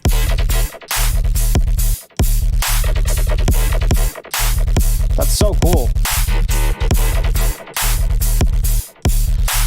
And then we can, for example, we can do an 808 in here.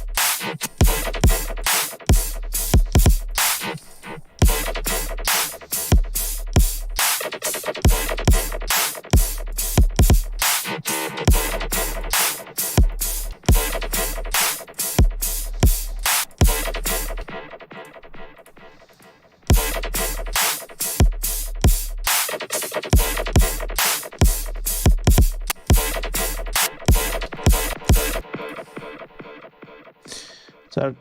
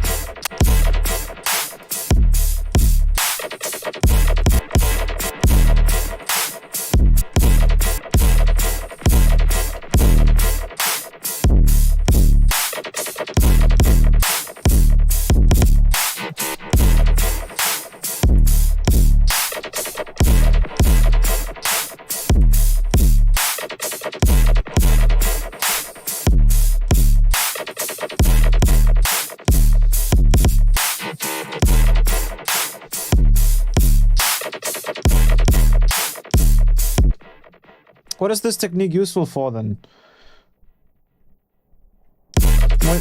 Oh no, yeah, if you do too much of them, then I mean no, if you push it really, really hard, you get some really weird inharmonics in the lower end.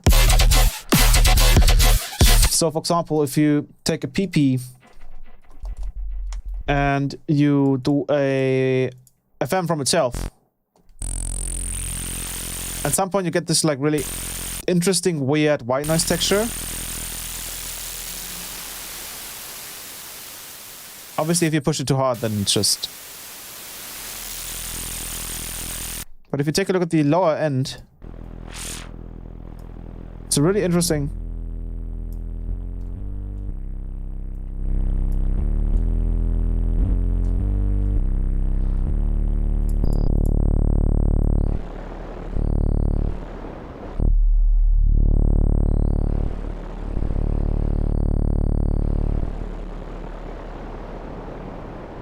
Yeah, I mean, at some point it's just white noise, right?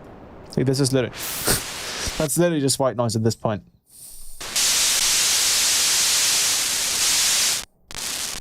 Oh, wow, look at that. Holy shit.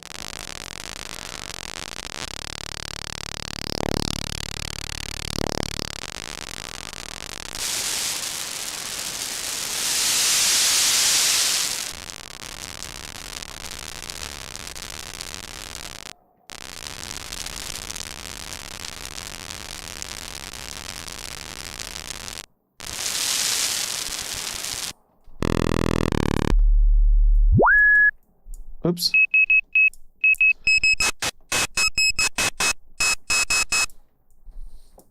All right, turn up like 3,000. I think it was the max for shift. Oh wow.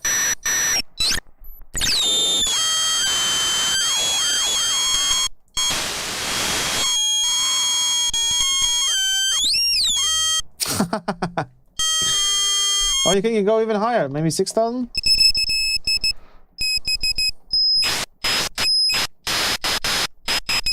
Oh, it's really, really ear piercing.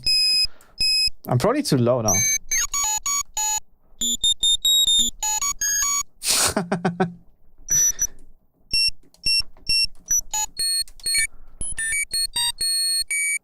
Well, these are some cool.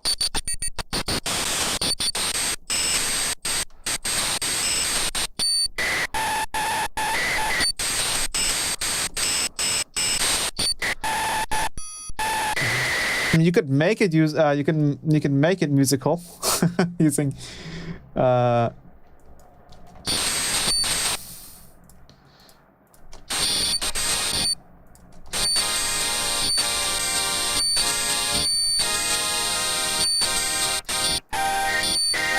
It's probably too high though. I mean, you could grab a frequency shifter.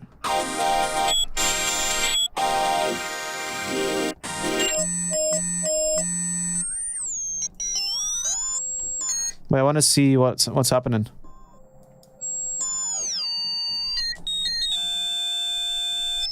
I'm setting all the dogs in the chat.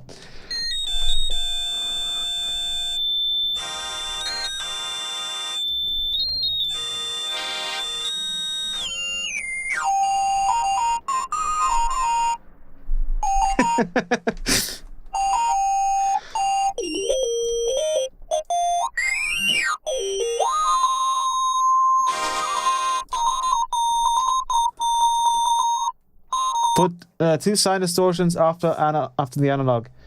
Turn them up. I mean, like phase distortions?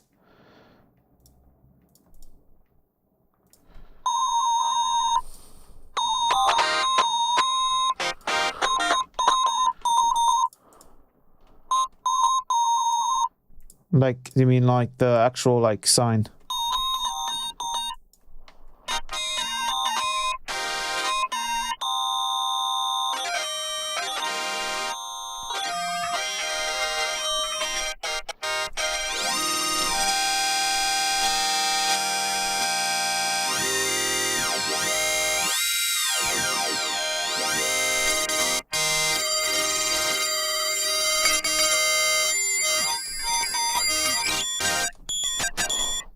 Maybe 3?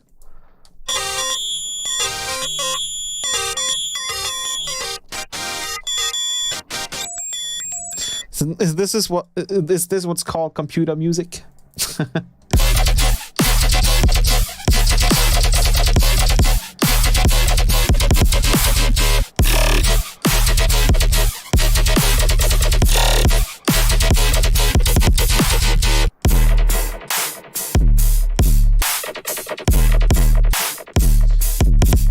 Yeah, this is sick.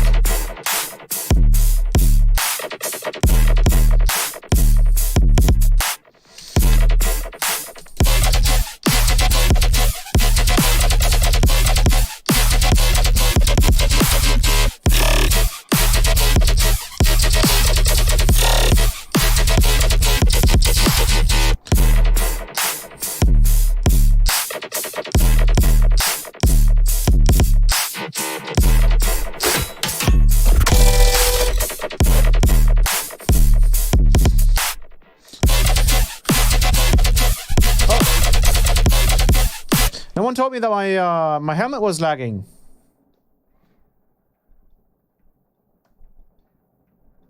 My helmet was lagging the whole time. No one was telling me.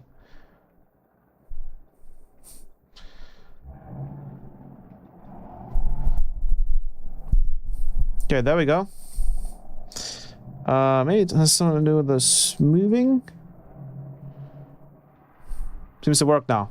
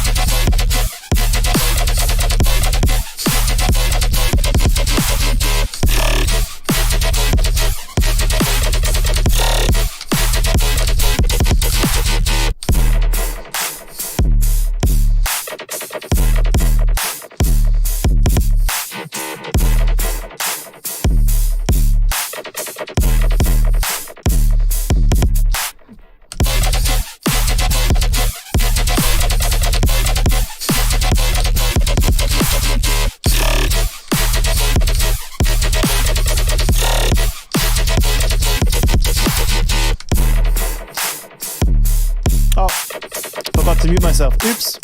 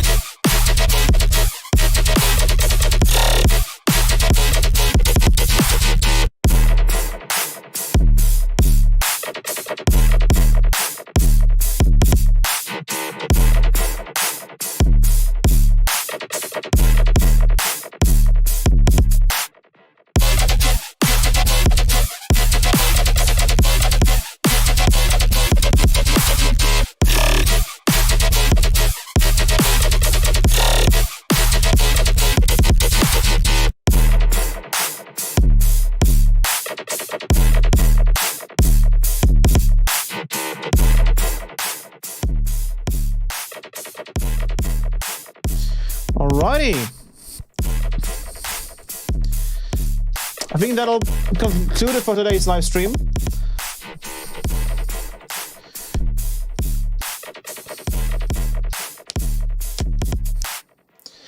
So with that being said, I hope you guys enjoyed the stream. I think we did something really cool here. The first drop was a bit of a meh thing, like the sounds were cool and all, but I didn't really have much ideas for what I actually want to do for the drop. So this one seems to be a little cooler. I'll play it one more time for you guys. And then I think after that, I'll head out, play a little bit more Elden Ring, and then I'll see you guys on Sunday.